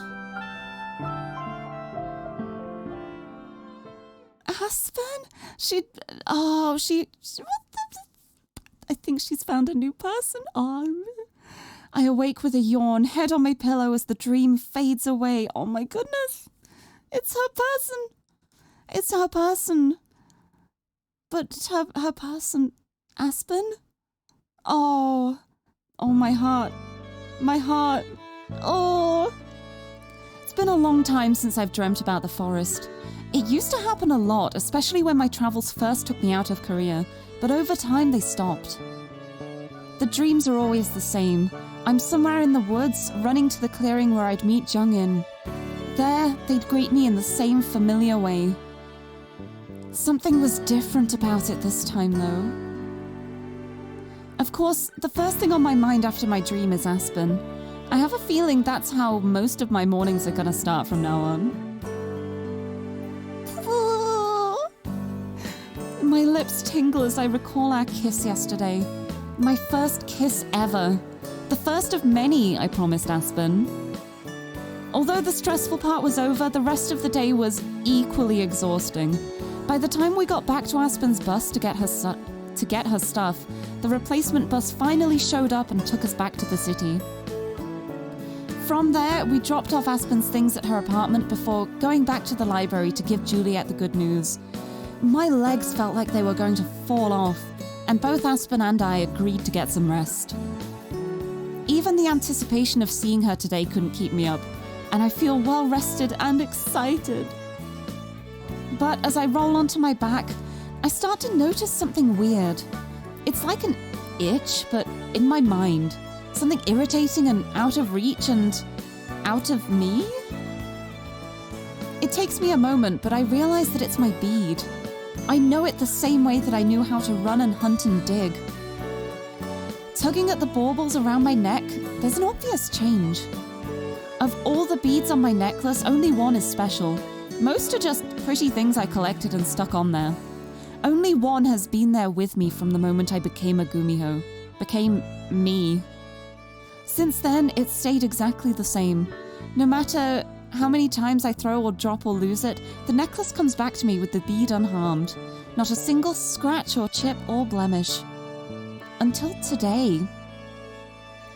Instead of the normal pale white, it started to shine. It's barely brighter than usual, but I notice it in an instant. In fact, it's almost as if... I hold my necklace up to be sure. It's glowing. Ooh. The power of love? Oh, just barely, but it is. I rub my thumb over the familiar surface, but it doesn't feel any different on the outside. I'm not sure what it means, but it has to be related to yesterday. There's no other way it could pick today of all days to change. Maybe Aspen was onto something when she said there's no such thing as coincidence. Either way, it's magic. And magic I can't control. My bead has always been a part of me, but it's something I can only partially understand. And in that wordless animal way I described to Aspen. When the time comes, whatever it is that's coming, I just have to trust that I'll know what to do.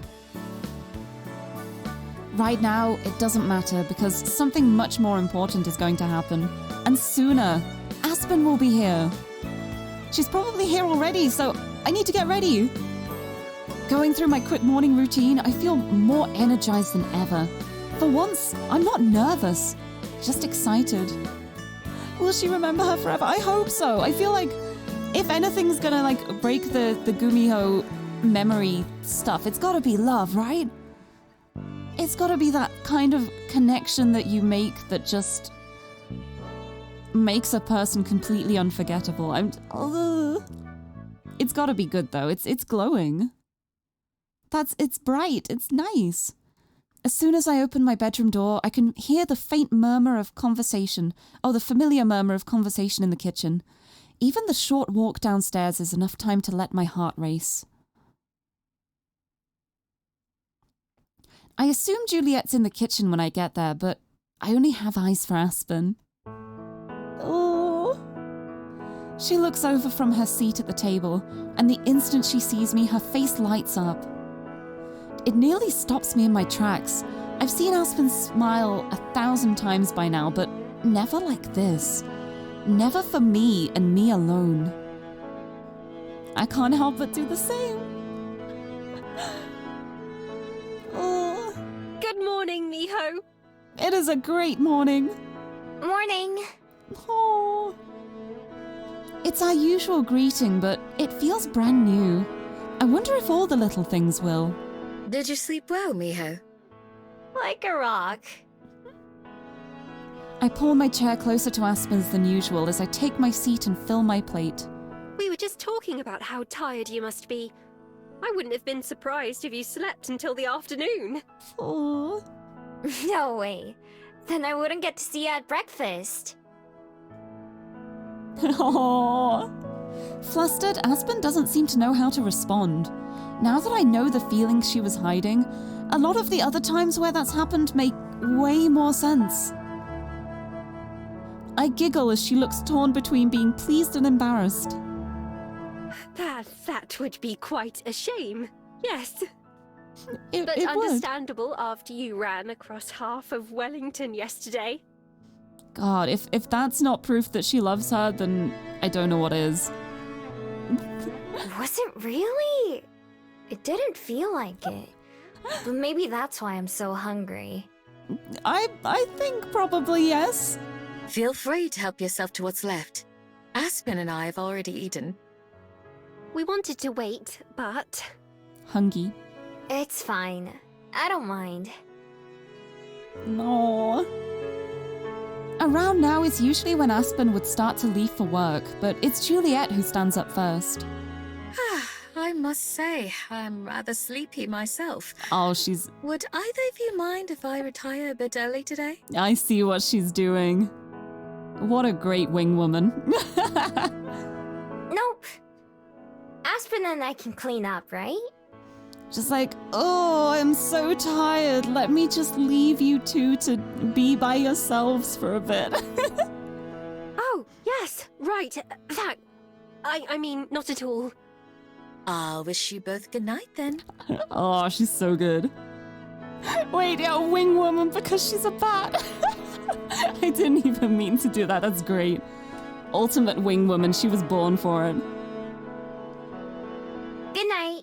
Yeah, I would not be surprised if she did a little Bye. cheeky wink as she was leaving. We both watch as Juliet departs before turning to face each other.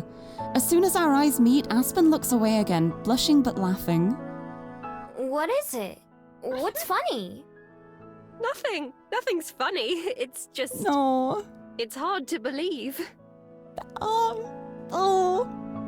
Hard to believe that something nice would happen. Believe it. It's happening. I mean, us? Oh. You and me? You can't imagine how many times I've sat at this table wishing we were like this. Together. Oh. Oh. That warm, fuzzy feeling from before takes over my face. The one that goes with the realization of how special I am to her. How, of everyone in the world, I'm the one she feels this way about. And now... They're so cute. They're so cute. I love them. Here we are. Oh. Yes. Here Oh, we my are. heart. Everything is the same, but everything is different now too.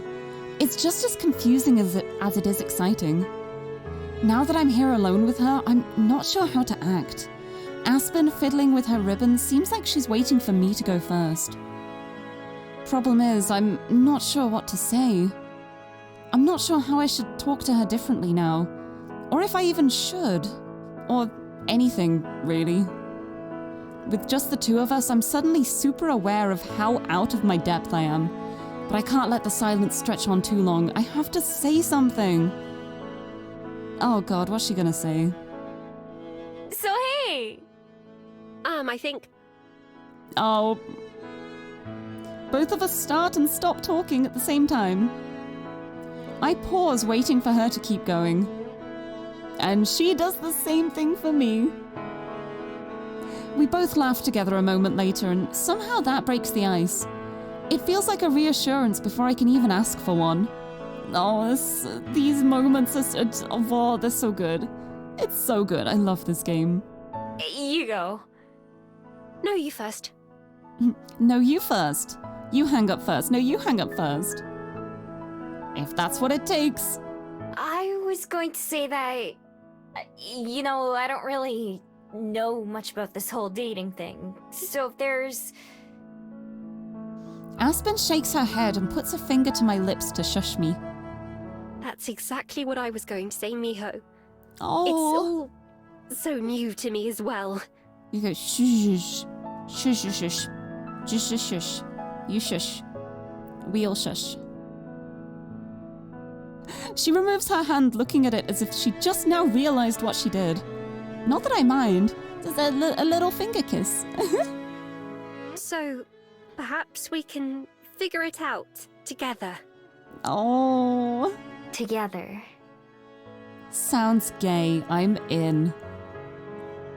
I try out the word for myself. Aspen and me. Together. Yeah, Oh. I like that. Oh, I love them. We can both just do what feels right. Just go with it. I like the sound of that too. Aspen's sleeve rustles as she takes my hand, her fingers gently intertwining with mine. It's cool to the touch. That feels right. Oh. Her soft actions make me feel braver. So does this. I lean forward and kiss her just for a moment. Because a moment may as well be an hour. I'm not sure it'd ever be enough. You're so bold. I'd say we're off to a good start. You're so bold, Miho. Me too. Oh, I love them. Just being near each other already feels more meaningful and exciting. Since this is just the beginning, I can't wait to see where things go from here. Of course, I'll have to wait a little bit longer. With her free hand, Aspen checks her phone and I see her frown in response. Time to go? Unfortunately, She stands up and I stand with her, still linked by our hands. It feels almost unfair that daily life with all its obligations still matters right now. Aspen hasn't even left yet, but I'm already waiting for her to come back. I wish I could stay here with you longer though. Me too. Maybe I'll just come buy a bunch of drinks at the Bell House so I can talk to you at the counter. You'll make us spill everything. Perfect. I can tell my boss I was just engaging with the customers, like she wants us to. Oh my god, can you imagine, like, her leaning over the counter to give Miho a kiss, and then the boss comes in, she's just like, oh, I'm just engaging with the customers.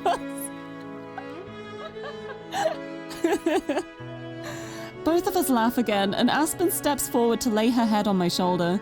I lean my head against hers, surprised by how soft her hair is against my cheek. I really will be thinking of you all day, counting down the hours. Oh. Same.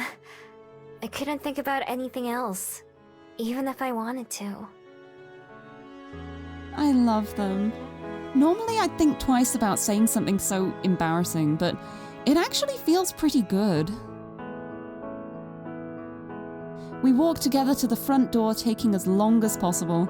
Yeah, that very engaging. See you soon. Not soon enough. Oh, I love them. I stand in the doorway as Aspen slowly walks backwards, holding onto my hand until the very end. She looks into my eyes. I love you, Miho. Oh. The tips of her fingers linger against mine, and where they touch, it feels electric. I think of the sproutling that Juliet used to describe love, and the way it grows. Maybe that word means different things to Aspen and me right now, but I know without a doubt that I want to learn all of them. I want to take a chance with her. I want to try. I love you too. Oh. And I mean it. We stay like that for just a little longer, not needing to say anything else. Then, finally, Aspen turns around and begins to walk down the hill, taking my heart with her. Oh. Oh. Just like Aspen, I end up counting down the hours until her shift will be over. Too impatient to make it to the end, I leave early and reach the Bell House around the time that they'll be closing for the night. It's not dark out yet, but even from a distance, the inside of the Bell House looks warm and inviting. As I pass by the front window on my way to the door, I spot Aspen, who doesn't notice me. She's helping one of her co-workers stack the chairs up on the tables, and when they finish with that, she goes to organize the sweetener section. While she's doing that, a different co-worker comes over and shows her 2 different loaves of bread, and she thinks for a moment before pointing at one. Oh, see, we're helping her with her job because we took all the stuff off the sweetener shelf, so there's less for her to do there. We're helping. In the time it takes the other staff to complete a task, Aspen finishes 3, even with people coming up to ask her questions too. Of course, I have no idea what they're talking about, but even from here on the outside of the store, I can see why they want her to run the new Bell House. Leaning against the wall of the cafe, I wait. Most of Aspen's co-workers leave before she does, and it's several minutes before she finally walks out the door at a brisk pace, going right past me. Aspen! Boo. Spinning around, she quickly goes from surprised to smiling. Miho! I was just thinking about you. Oh. Although that's been true all day. Oh. I got tired of waiting for you at the library, so I decided to come down here so I could see you even sooner. Oh, that's so sweet. That earns me a hug and a kiss on the cheek. I love you. Have I mentioned that? Oh. Once or twice, but I don't think I'll get tired of hearing it. Good, because I don't get tired of saying it. Oh. Aspen links her arm with mine, snuggling against my shoulder. Normally, when someone gets so close to me or touches me, my first instinct is to jump away, but not with Aspen. It's only the first day, but I've surprised myself with just how much I'm enjoying being Aspen's girlfriend. If she hadn't told me her feelings, I probably never would have realized on my own. I wouldn't get tired of it either. It's oh. But once I opened myself up to the idea, I realized that almost all of my favorite memories are with Aspen. When I'm with her, I just have fun. Being around her cheers me up, even if I was in a good mood to begin with. I wonder if it's the same for her. I hope so, since just being myself has always seemed to make her laugh and smile. I never would have imagined that I'd be able to do that to someone, that they could feel that way about me, or that I could feel it too. I've never been so glad to be wrong. So, what do you want to do now? Well, I need to go home to change and take care of the cats. Would you like to come over? Oh my god, yes? I can make us dinner later too, if you haven't eaten yet. Yes? Oh my goodness. Also, Caroline the cat, hello, welcome. I'm doing great, thank you. Happy New Year. Welcome to the stream. I am currently playing a Lirie visual novel called Please Be Happy, and my heart is so full. It's so cute. It's so lovely. I love them so much. But welcome, welcome. I hope you're doing well. And Aspen's just invited us back to her apartment too, so... Sure! Even if I had, I'd make room for that. Yeah, Miho would just eat even if she had already eaten. But do we get to meet the cats now? I hope we get to meet the cats now. It's settled then, shall we? Arm in arm, Aspen proudly leads the way to her apartment. The moment she starts to unlock the door, the sounds of meowing and scratching claws from the other side start up. They're excited to see you too, huh? No. Excited to be fed, more like. Scooch, boys. The cats run around underfoot as Aspen steps inside, with me following behind. As soon as they both notice me, the meowing stops and they both scurry away. Aw, how rude. And they're just scared. They're just kitty cats. You'd better get used to Miho, you two. You're going to be seeing her around a lot more. No. Aspen puts her hands on her hips and talks sternly to the sulking cats. They both meow in frustrated response until Aspen sighs. Yes, yes, now let's get you fed. She grabs a jug of cat food from on top of the fridge, the rattling sound making the cats brave enough to run past me and go harass Aspen some more. Go ahead and make yourself at home, Miho. I'm going to take care of them and then freshen up, so I'll be a minute. Okay, take your time. Okay, time to sit on the floor. Oh no! Haha! I sit down on the edge of Aspen's bed, doing my best to not disrupt the neatly made sheets. I love the plushies on the bed. It's such a lovely bed too.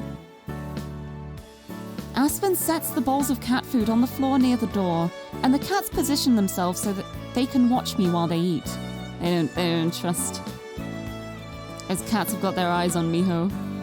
Rolling her eyes, Aspen steps over them towards the restroom. So dramatic. I wonder who they get that from. I wonder. Anyway, be right back. It isn't long before the sound of the running shower starts. I look around the apartment, paying closer attention than the last time I was here. Oh, it's so nice. Look how pretty this is. It's so pretty. Also, Maury, hello. How's it going? Welcome, welcome. Happy New Year. Welcome to Cute Times. My heart is so full. I love this game. Things are so cute at the moment.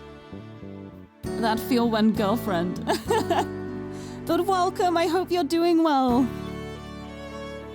Good morning. Good morning? It almost worked. Because it's so small, it feels like there's something of Aspen's personality in every corner. From the glittering lights strung across the ceiling to the stuffed animals on the bed behind me. I recognize some of the books on the shelves and desk from the library. I'm sure there's a story behind each and every decoration. I'll probably hear more than a few of them eventually. After the cats finish eating, they skulk into the room and sit down across from me, glaring. I wonder if something about my ears and tail makes them mad. Oh, please pet Tiffy later. I will give Tiffy all of the pets. She gets all of the snuggles. She was so annoyed at me being away from home for a bit, but it only lasted for like 10 minutes before she was then like, okay, I realize if I'm mad at you, I don't get snuggles, so she gives up on being mad at me.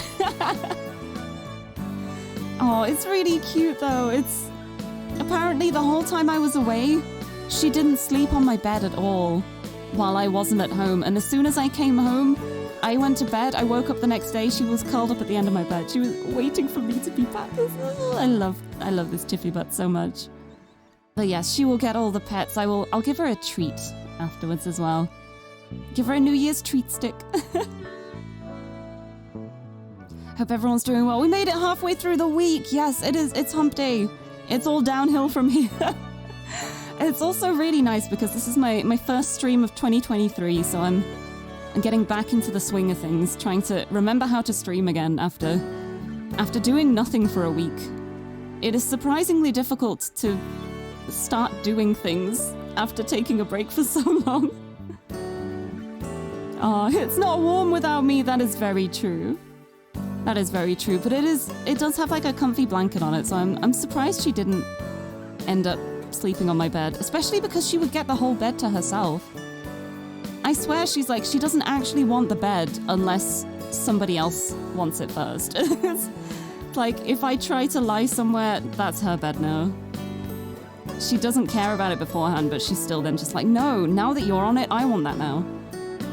And of course she gets away with it every time because she's so cute. Grr. How dare she? After the cats finish eating, they skulk into the room and sit down across from me, glaring. I wonder if something about my ears and tail makes them mad. Guess what? Doohoo. Also my tree! Yes, the tree is done! Hold on, I can still, show it up. Tree! The completed holiday tree! It's the completed image. Yes, this is the stream size, but I've posted a full resolution one in my Discord, and it looks so lovely. I'm so happy with how it turned out. I'm going to be removing it from the stream after today's stream because it's the end of the holiday season, but I wanted to keep it up for this one just to give it like one last show off. Like, it's so fun. I feel like it turned out really nicely, and I did manage to cram all of the ornaments on without like having to shrink them. I thought I was gonna have to shrink them at some point, but I still squished them all on. They all got in there in the end. Gave you an amazing idea with the ditto. Ooh, I'm curious now. But yeah, I'm glad you noticed the ditto. Oh, Miho, are you sure about this? I transform into a fox right in front of them, spreading my tails out like a fan. I don't growl or anything, but I lock eyes with each cat in turn. Animal communication? Also, thank you for the hydrate as well. I will have a sip of my drinks. Sip of my monster, sip of my water. But we're going animal communication here, I guess. Oh, yeah. Oh. Immediately, they both yowl and run for the bed, tripping over each other as they rush to hide, fur puffing out like clouds. Don't scare the cats, Miho! Don't scare them, that's mean. I cackle to myself as I change back and sit down again. Cats are always fun to tease, so some opportunities are just too good to pass up. Don't do that, that's mean. Before long, Aspen comes out looking refreshed. She surveys the room just like I did. Sorry to keep you waiting. I guess there's not a whole lot to do here, is there? No, just taunt cats, I guess. It's fine. Wasn't that long. I was just being nosy and admiring all your stuff. It's much nicer to befriend them and pet them than it is to scare them off, honestly. Miho, please. Be as nosy as you'd like. I'm going to start on dinner. Poor. Okay. Let me know if you need any help. Thanks, but just the company is enough. It won't be anything very fancy. I'm much better at making drinks than food. Oh, they're so cute. I love them so much. Don't you make food at the Bell House too?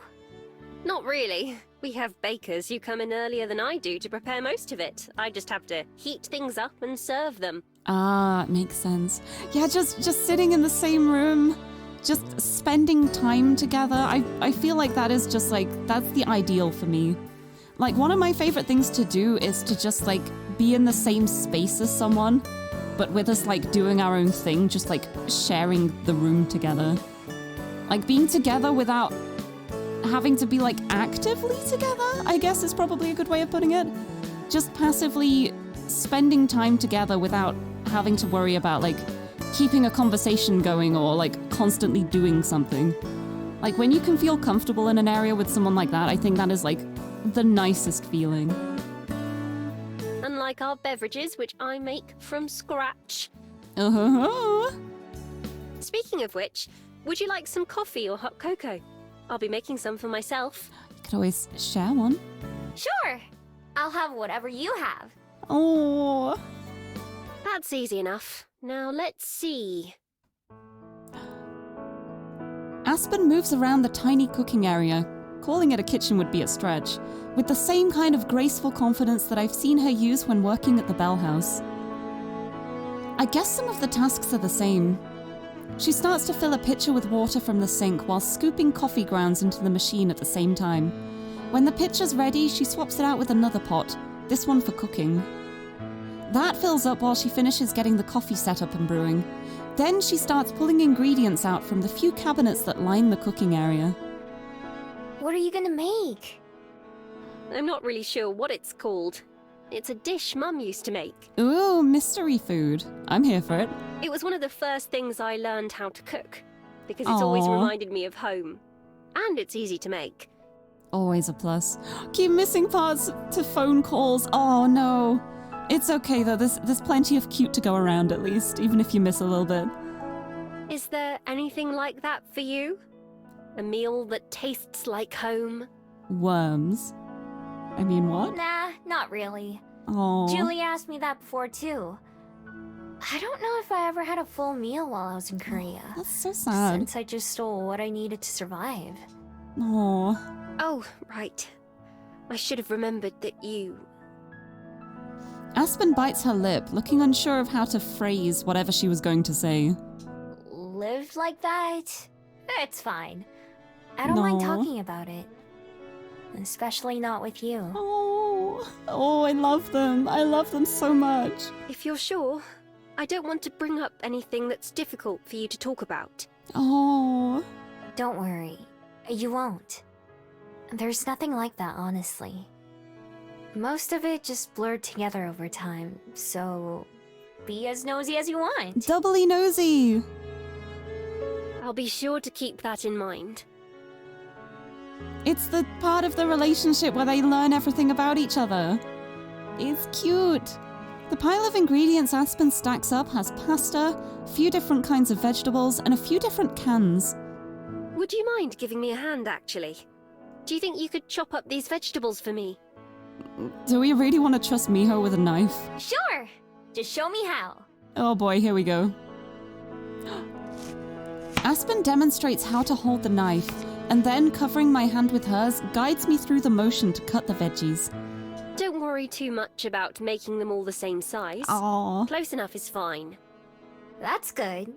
Because I think same size might be impossible. Yeah, touching hands. In the time it takes me to chop up a couple zucchini and onions, Aspen takes care of everything else. Are these ready? Maybe? As they'll ever be. I'm sure she did great. I passed the cutting board to Aspen, being careful not to spill. In the end, most of the chunks didn't even turn out the same shape, much less size. But Aspen tosses them into a hot pan anyway, and before long, a delicious aroma fills the room. That smells amazing. Food. Hopefully it'll taste good too. I don't have any doubts myself, but I don't think Aspen will be satisfied until the dish is done. Since she seems focused on watching the sautéing veggies and boiling pasta, I don't talk so I don't distract her. A few minutes later, Aspen combines everything into one pan, mixing it all together with a wooden spoon. She dishes out a couple spoonfuls onto a pair of plastic plates and hands me one, along with a fork. Well, bon appetit. I wish there was a table we could sit at. I usually just eat at my desk. You can have that spot, and I'll take the bed. Oh. That's fine. I can sit on the floor. You need to get like a folding table or something. So they can still sit at the table together, but it doesn't take up too much space. Or they could just have it like picnic style on the floor. The floor? Picnic! Yeah, it's where I watch TV in my room too. I'll join you then. Yeah, picnic on the floor! Picnic time. We both settle down on the ground, setting our plates in our laps. Noticing something, Aspen leans to the side. Percy? Byron? What are you two doing back there? Oh, they got scared. I lean over to peek under the bed too. 4 angry green eyes stare at me from the farthest, darkest corner. Feigning innocence, I sit back up. Huh. Wonder what their problem is. Miho, you are a little nightmare, but I still love you. You may be awful and tease cats, but I still love you. I guess they're just not used to Aw. having company. It's been a long time since they've met anyone aside from you and Juliet. No. That must be it. I love the way she says that. Thank you for the head pat. Oh, that must be it.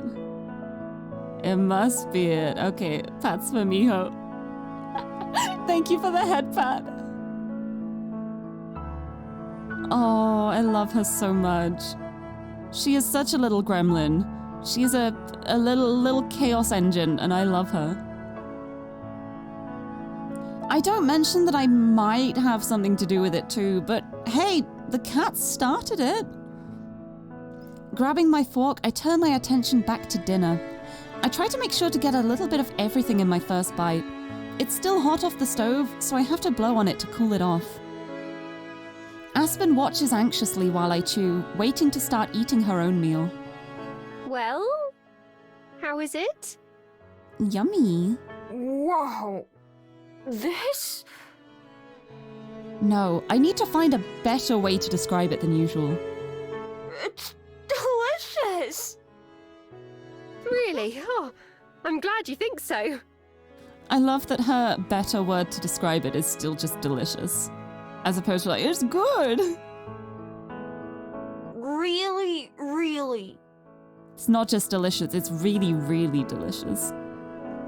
The food itself is good, but it tastes even better knowing that Aspen made it.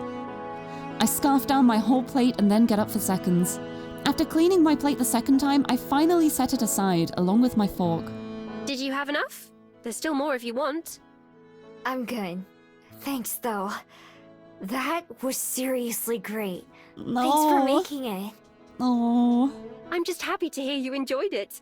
It's been ages since I've cooked for anyone other than myself.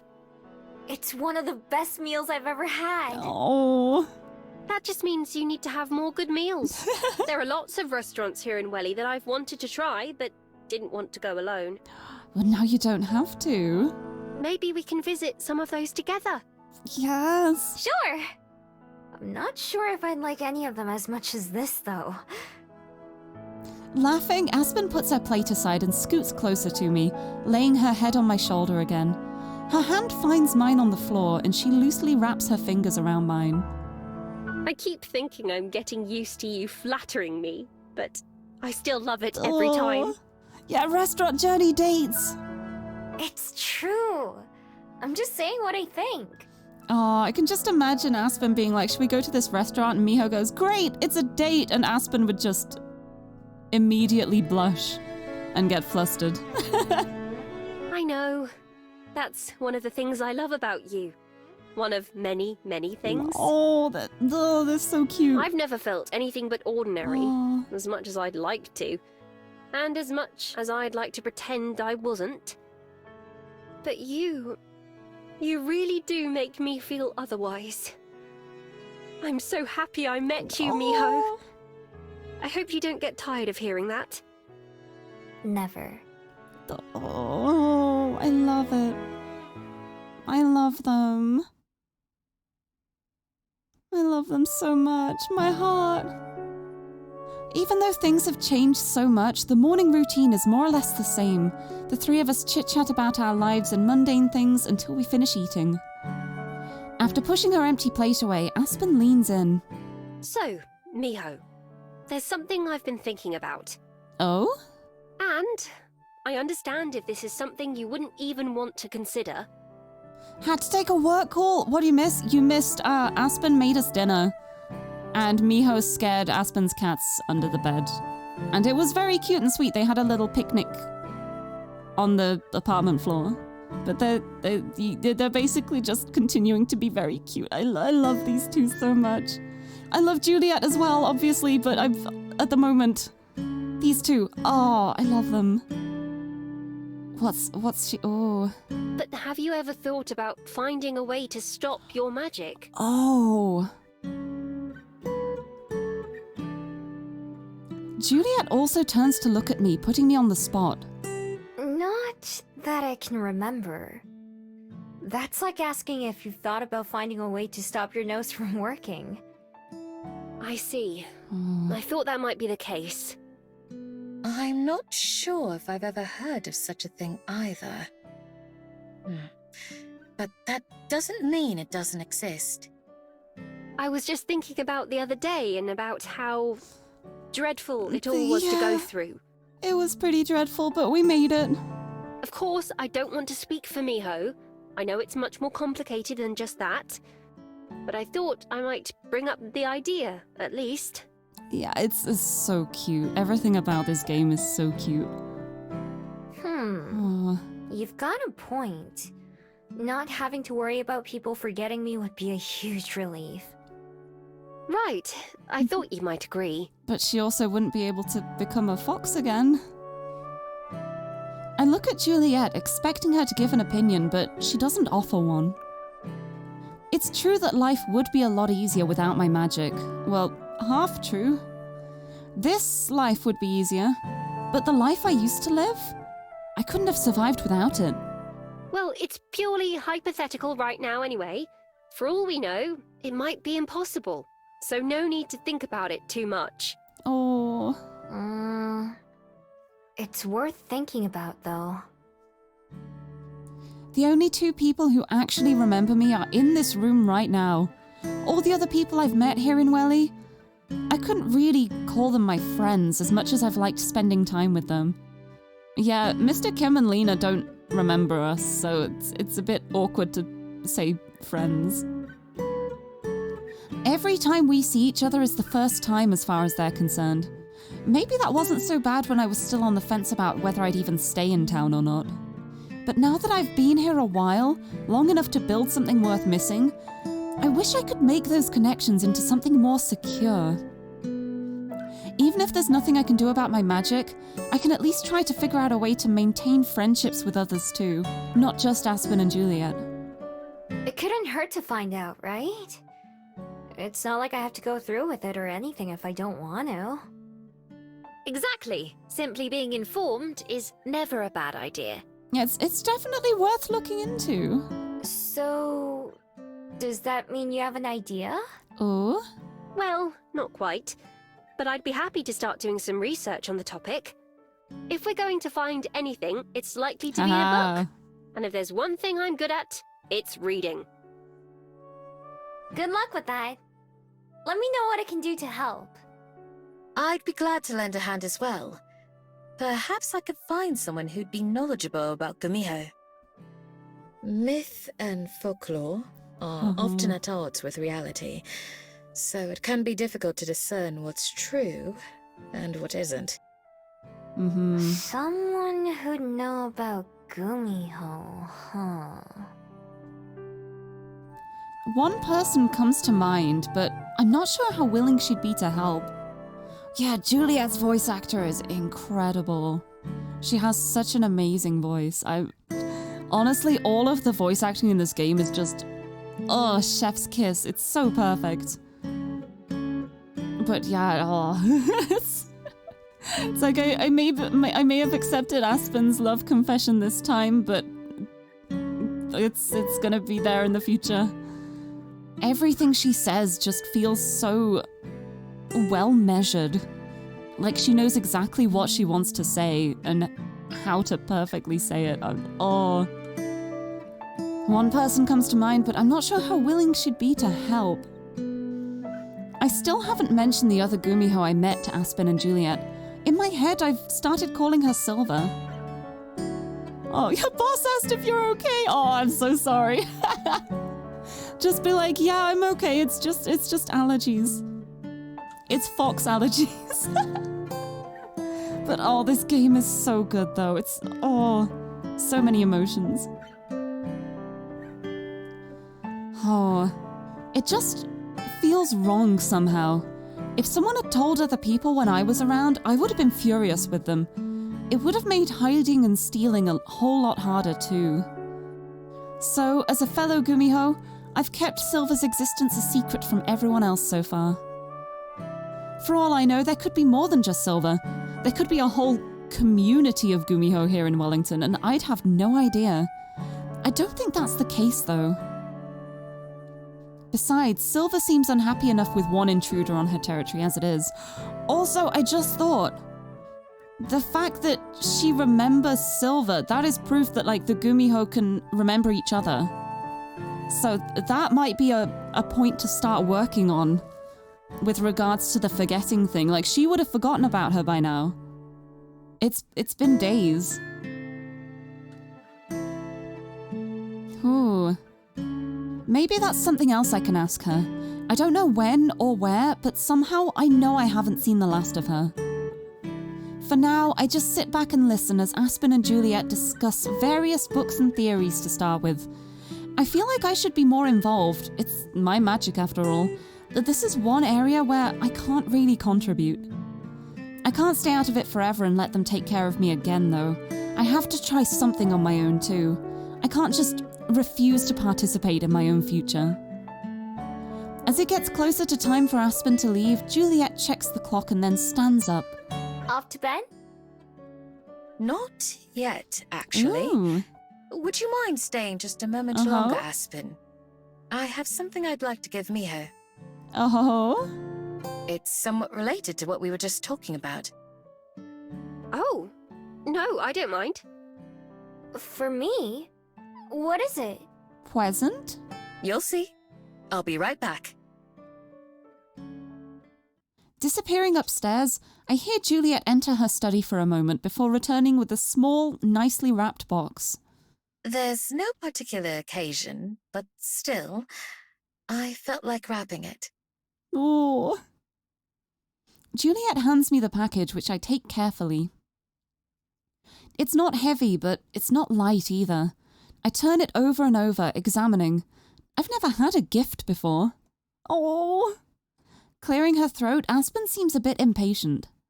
Don't just keep us in suspense. Okay, opening. Okay. I tear off the paper that Juliet so beautifully wrapped the package with, revealing... Oh, wow. It's a phone. One that I recognize. It's the same as Aspen's. Oh, they got matching phones. Matchies. What a coincidence, right? Yeah, what a coincidence. Definitely not planned. But oh, she definitely needed a phone. I feel like the whole situation with the buses with Aspen really probably helped them realize how much she needs a phone. I consulted Aspen to make sure I got the same one. Yes. I thought it would be best if she can help show you how to use it. Oh, that's really sweet. I'm a little behind the times on things like devices. As gently as I can, I open the box and take out the phone itself. It's sleek and shiny and cold to the touch. I hold it in both hands to make sure that I don't drop it. Thank you. Really. This is the nicest thing I've ever owned. Think nothing of it.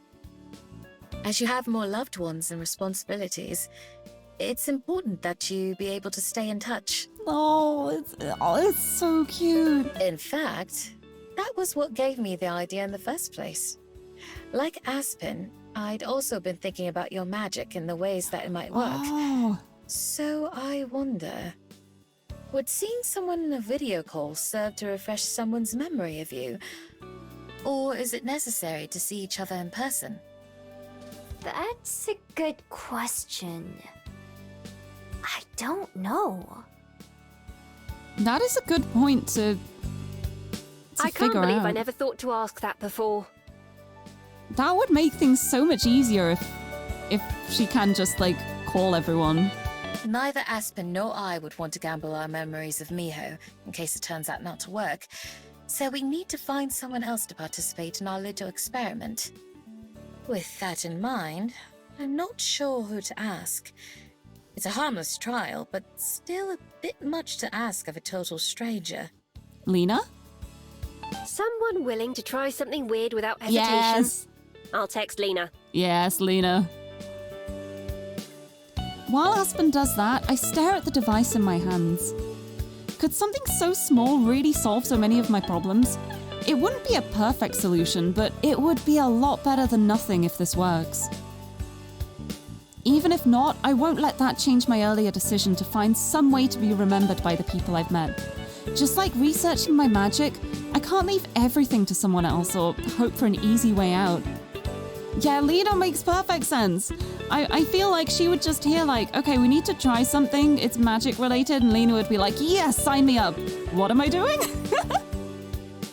She would agree before even asking questions. All right, Lena says she's willing to give it a go. Yes. I told her I'd explain more when I saw her. Usually you'd think those would happen in the other order, but this is Lena Yeah. we're talking about. Yeah, just like I said, she agrees and then she asks questions. Mia, I love her. Would you like to come down to the Bell House to see her with me now? Now? Yeah. Sure. Oh. As long as Juliet doesn't mind me leaving the library. No time like the present, By all right? means, I'm eager to see if this works as well. So it's settled then. Shall we be off, Miho? Yes. Let's get out of here. There she is! Lena's waiting for us outside the Bell House when we arrive. Morning, boss. Hey, Lena. So, you're the person with the weird memory thing, right? Yep, that's me. I've already introduced myself to Lena more times than I can count. Still, what's one more? This will be a great start to my new goal of making sure the other people I've gotten to know don't keep forgetting me. I'm Miho. We've met before, actually. At tennis and at the Bell House and a few other times, too. Ah, okay. Makes sense to me. So how do we do this? She's just so accepting of it immediately. Really? That's it? What you mean? I would have thought you'd take more convincing than that. I guess I'm not surprised, but... Nah, it lines up. I remember doing all those things that Miho mentioned, but I couldn't think of who I was with. Now I can stop trying to remember that and devote that brain power to something else. Oh, I love her. Just like, thank you for answering that question. Now I can stop thinking. Honestly, me too. Yes, well, I'm sure you'll need it. So, let's see. I love them. I love these. I just I need love to get these girls Miho's so number, much. right? And then video call her tonight? Right. Any time should be fine as long as it's before this time tomorrow. Mm-hmm. Miho can Okay. come with me again in the morning, and we'll see if you know who she is. Perfect plan. Also, welcome back, Alec. You got it! I'll try extra hard to remember her. Miho's got a phone now. I'm not sure it works like that, unfortunately. I wish it were that simple. Maybe it is, and you just didn't try hard enough. Yeah, you've just got to think harder to remember. Never mind the magic that's blocking it. You just gotta try harder. Placing a finger on either temple, Lena closes her eyes and hums deeply. Does that help? Shh, don't interrupt. Lena hums for a little longer and then opens her eyes with a wink and a thumbs up. Okay, got it. Of course it helps. It's my secret technique. Oh, I love it. Whoa! If it works, then maybe you can teach Aspen too. It clearly doesn't work. Oh, so Aspen remembers Miho through the power of love. We don't know.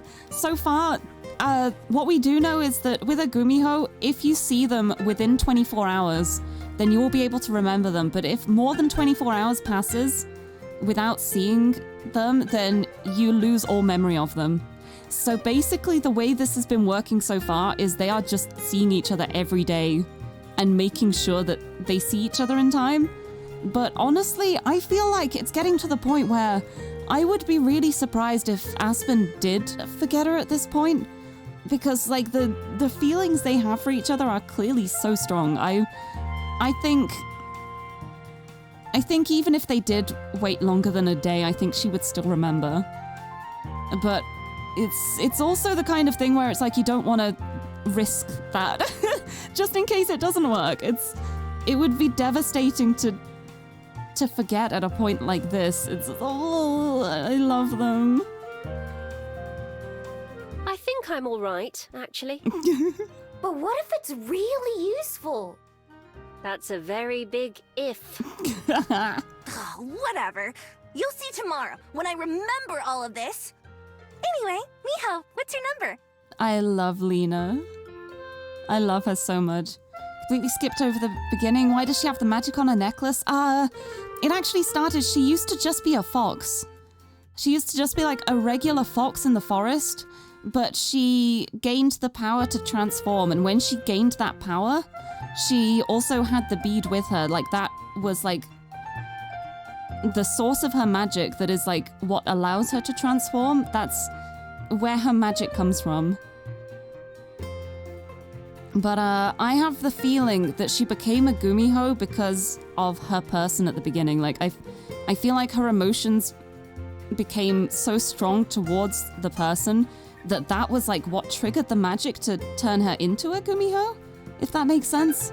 Like, it's not been revealed if it's true or not, but I think it's because she fell in love with her person, and they were like the catalyst to her gaining magic in the first place. But yeah, that's the magic though that means that people forget about her after 24 hours. Which is very useful for her when she was just wandering around being a little shoplifter to get food to get by, because even if someone spotted her stealing from the shops, she just had to stay away for a day and they'd completely forget about her. So, kind of convenient, but not so great when she's actually settling down and starting a life for herself. It's a little inconvenient, yeah. Especially when you keep meeting the same people and have to reintroduce yourself. I can't even imagine how hard that must be. Right, Miho, what is your number? I pull out the phone Juliet gave me, inspecting it closely. I'm not sure where it is. Yeah, sleep on the same bed, easy fix. Yeah, just live together. With everyone in the entire city, yeah. Anytime you meet someone, it's like, okay, you're living with me now. Shouldn't it be written somewhere? I look around the edges, trying to find anything that seems fitting. Let's do this instead. Miho, may I see your phone? I hand the device to Aspen, who swipes one finger up and begins to quickly tap through the screens. Whoa, you're a pro at this. Juliet's a lot slower whenever she uses hers. I love the thought, like, imagining Juliet holding her phone with one hand and then using, like, her index finger to prod at it with the other hand. Like, I feel like that's how she would use a phone. Like, Aspen would be there using her thumbs, just flicking through the screens, and Juliet would just be, like, finger tapping. Juliet's a boomer then. Well, Juliet is hundreds of years old. She's a vampire. So it's a little bit understandable that, like, new technology is a little bit tough for her to pick up on. I'm not sure that Juliet's the right standard. She still prefers a landline when she can. Okay, here. I saved Lena's number for you, Miho. Now you can call her so she can save your number. Oh, perfect! I'm sure Miho understands all of that. Alec paid zero attention when you streamed it to him. It's easy to miss bits as well. I can imagine it just mostly being like the emotional moments too. Like, look at this, do a kiss. Look at the kiss. Look at the kiss. Who needs all this boring backstory?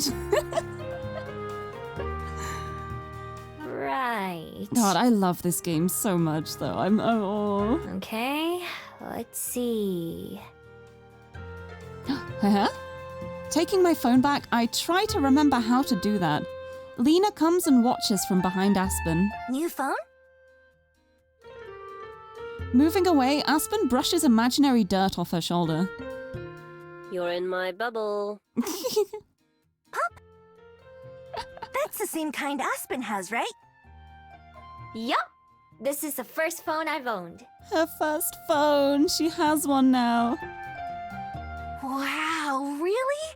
So then how do you check Triller or Space Face? What's a space face? What are those? Ah. Stumbling backwards, Lena seems like she's at a loss for words, which might be a first for her. I guess she does have something in common with Aspen. I love Triller and Space Face. It's great. Wow, you really do have a lot of catching up to do. I'll help you get set up when I call you. Just imagine Lena going over and just being like, okay, I'm gonna make you a TikTok account. Look forward to this. We're gonna do some dances now. It's like, you can't not have a Triller, even though it's terrible, I hate it, but you have to have it. Space Phase, I don't know about. Everyone I agree with Triller, huh? Even though it's terrible, you have to have it. Okay, I think that's enough, Lena. Yeah, Space Face is great. I love that as a name. Oh, you never let me finish talking! I don't think she would ever actually finish talking. To be honest, like, if she was left to her own devices, I don't know if she would finish.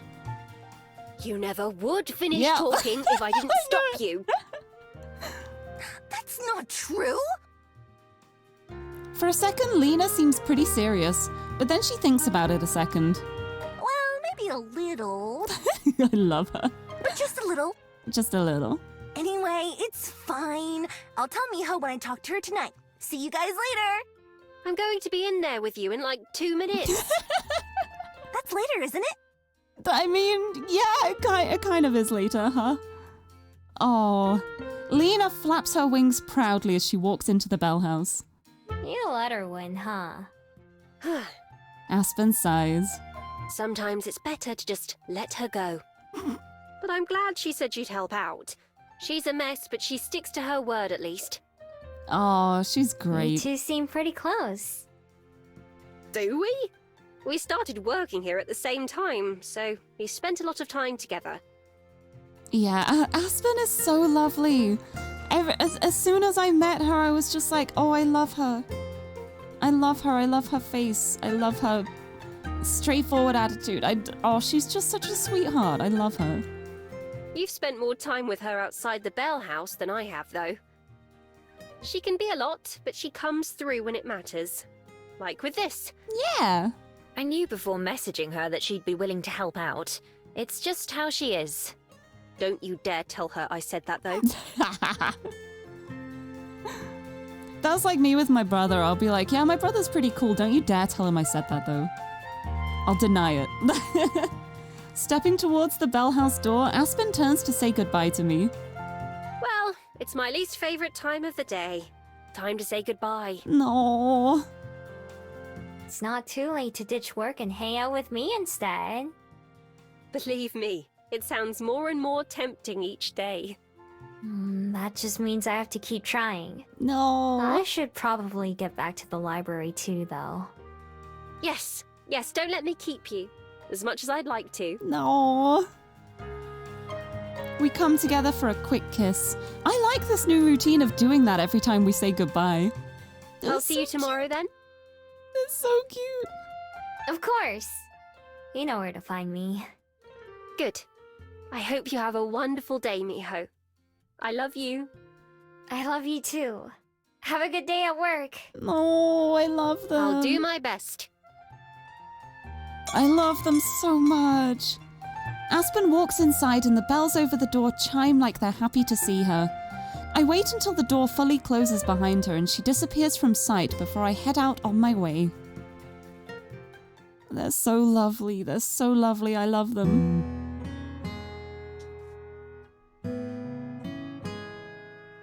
It's almost bedtime when my phone finally buzzes, startling me and almost making me drop my phone on my face. Lena's name pops up and I tap what I hope is the right button. Hello? Miho? Can you hear me? It's Lena. Hello! Her face fills the screen, making it pretty easy to see who it is. I wiggle the phone around, trying to make it point at my face. Problem is, it's reversed, so I keep confusing myself.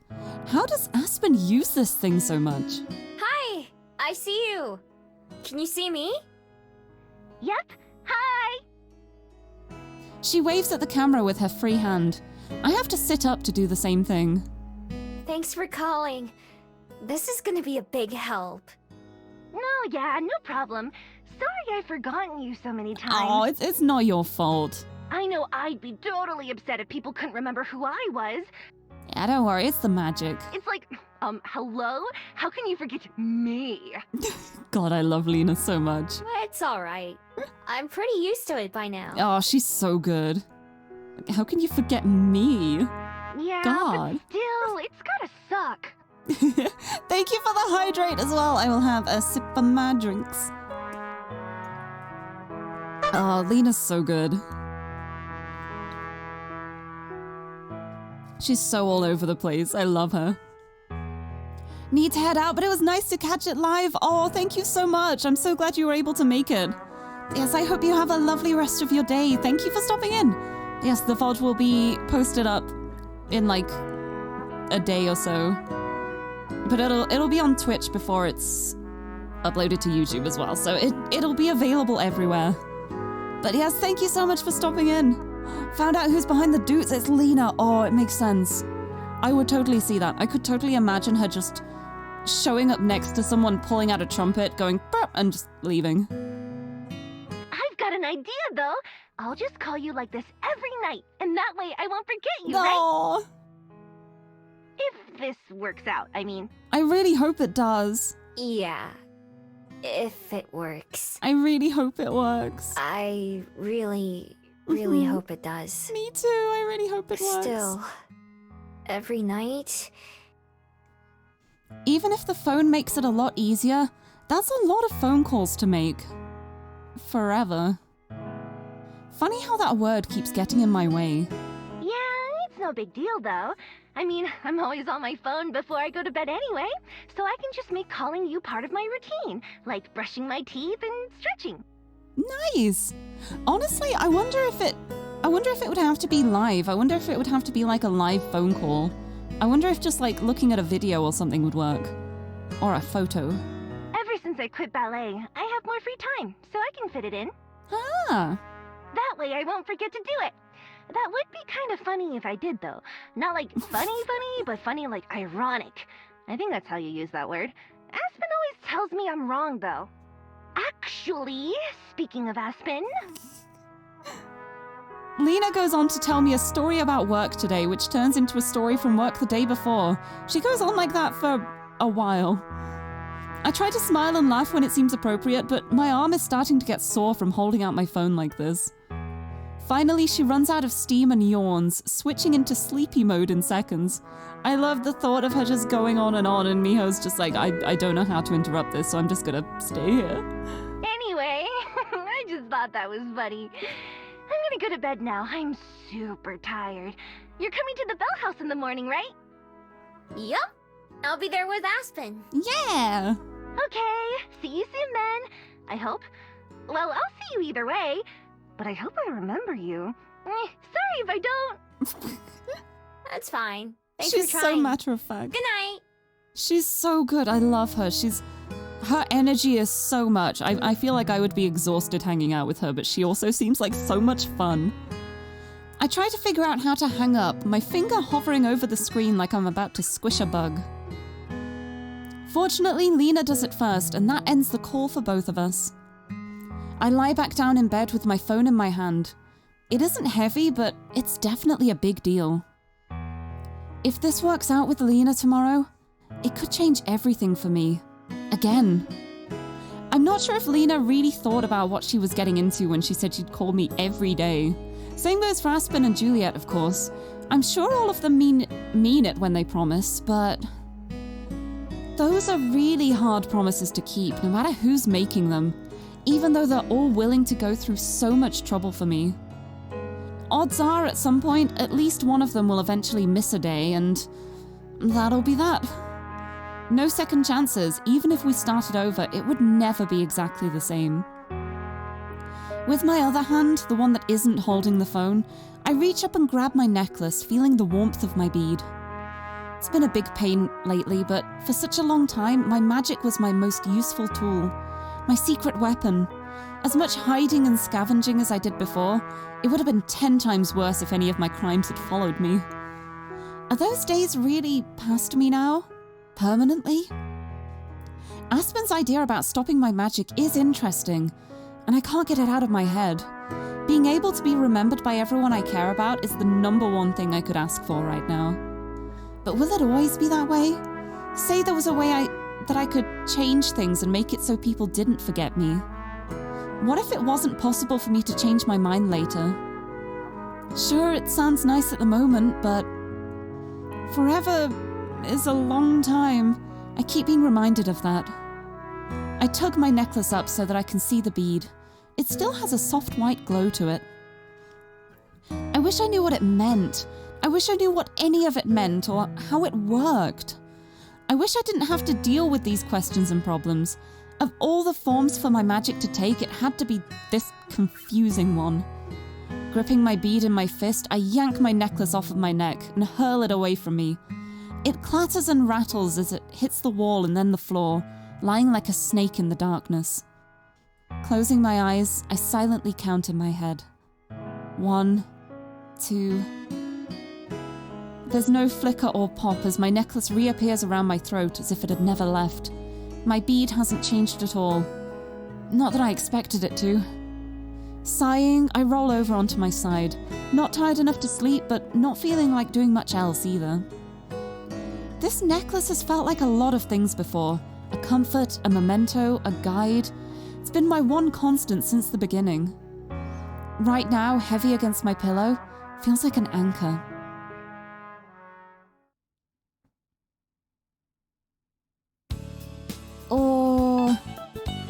And with that, I am noticing now that it's the next morning, and I'm also looking at the time and realizing how late it's gotten, so I think this is probably a good spot to leave it at for next time. But oh my goodness, I'm so glad we finally got to start chapter 4. The Aspen route, I love her so much. Let's go over here. One last doot for the road, go on. Yes, there it is. Thank you for the doot. And also I'm gonna do the exit so you can hear the bye-bye. There's a little exit. Bye-bye. Bye-bye. And with that, I shall zoom over to here and we can find somebody to send a raid onto. But yes, bye-bye. Thank you so much everyone for joining me. Also, I still have the tree up here. I wanted to show the tree just one last time before we have to take it down because the holidays are over. The tree. Look at tree. Tree, look at all these ornaments. Thank you for the head pat. But yeah, there's so many ornaments on the tree. I love so much how it turned out. So many redeems, so many ornaments. And with that, bye-bye tree. It's the end of the holidays, so tree goes down, but it will always be memorialized in the Discord channel. If anyone wants to join the Discord and hasn't already, let me... The command should work, there it is. It is open to everyone, and sometimes there's more posts than others. Sometimes I just post lots of cat pictures, but yeah, thank you so much everyone for joining me. I love this game so much. I love it so much. I can't wait to play more next week and see where this goes, see if the phone trick works or not. But yes, I will be back again on Friday for some Family Friday shenanigans with Xander.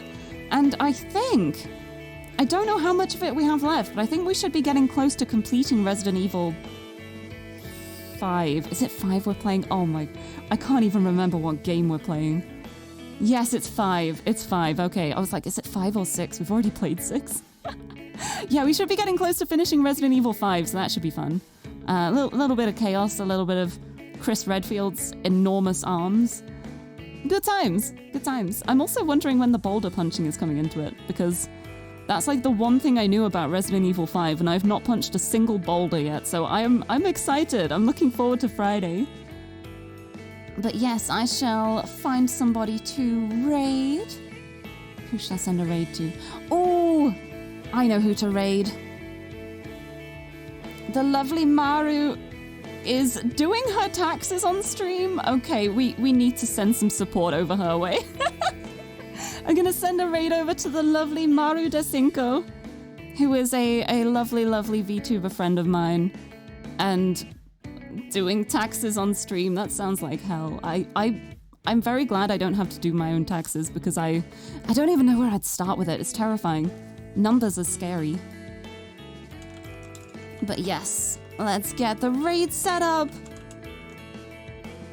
Anyway, the raid message here will be the comfy one if you're subbed to me, and if you're not subbed, you can either use the hearts, or you can unlock the Lirie comfy emote for just 80 channel points, and you'll be able to use that for 24 hours on any other channel. So if you want the comfy, it is a good emote, I promise.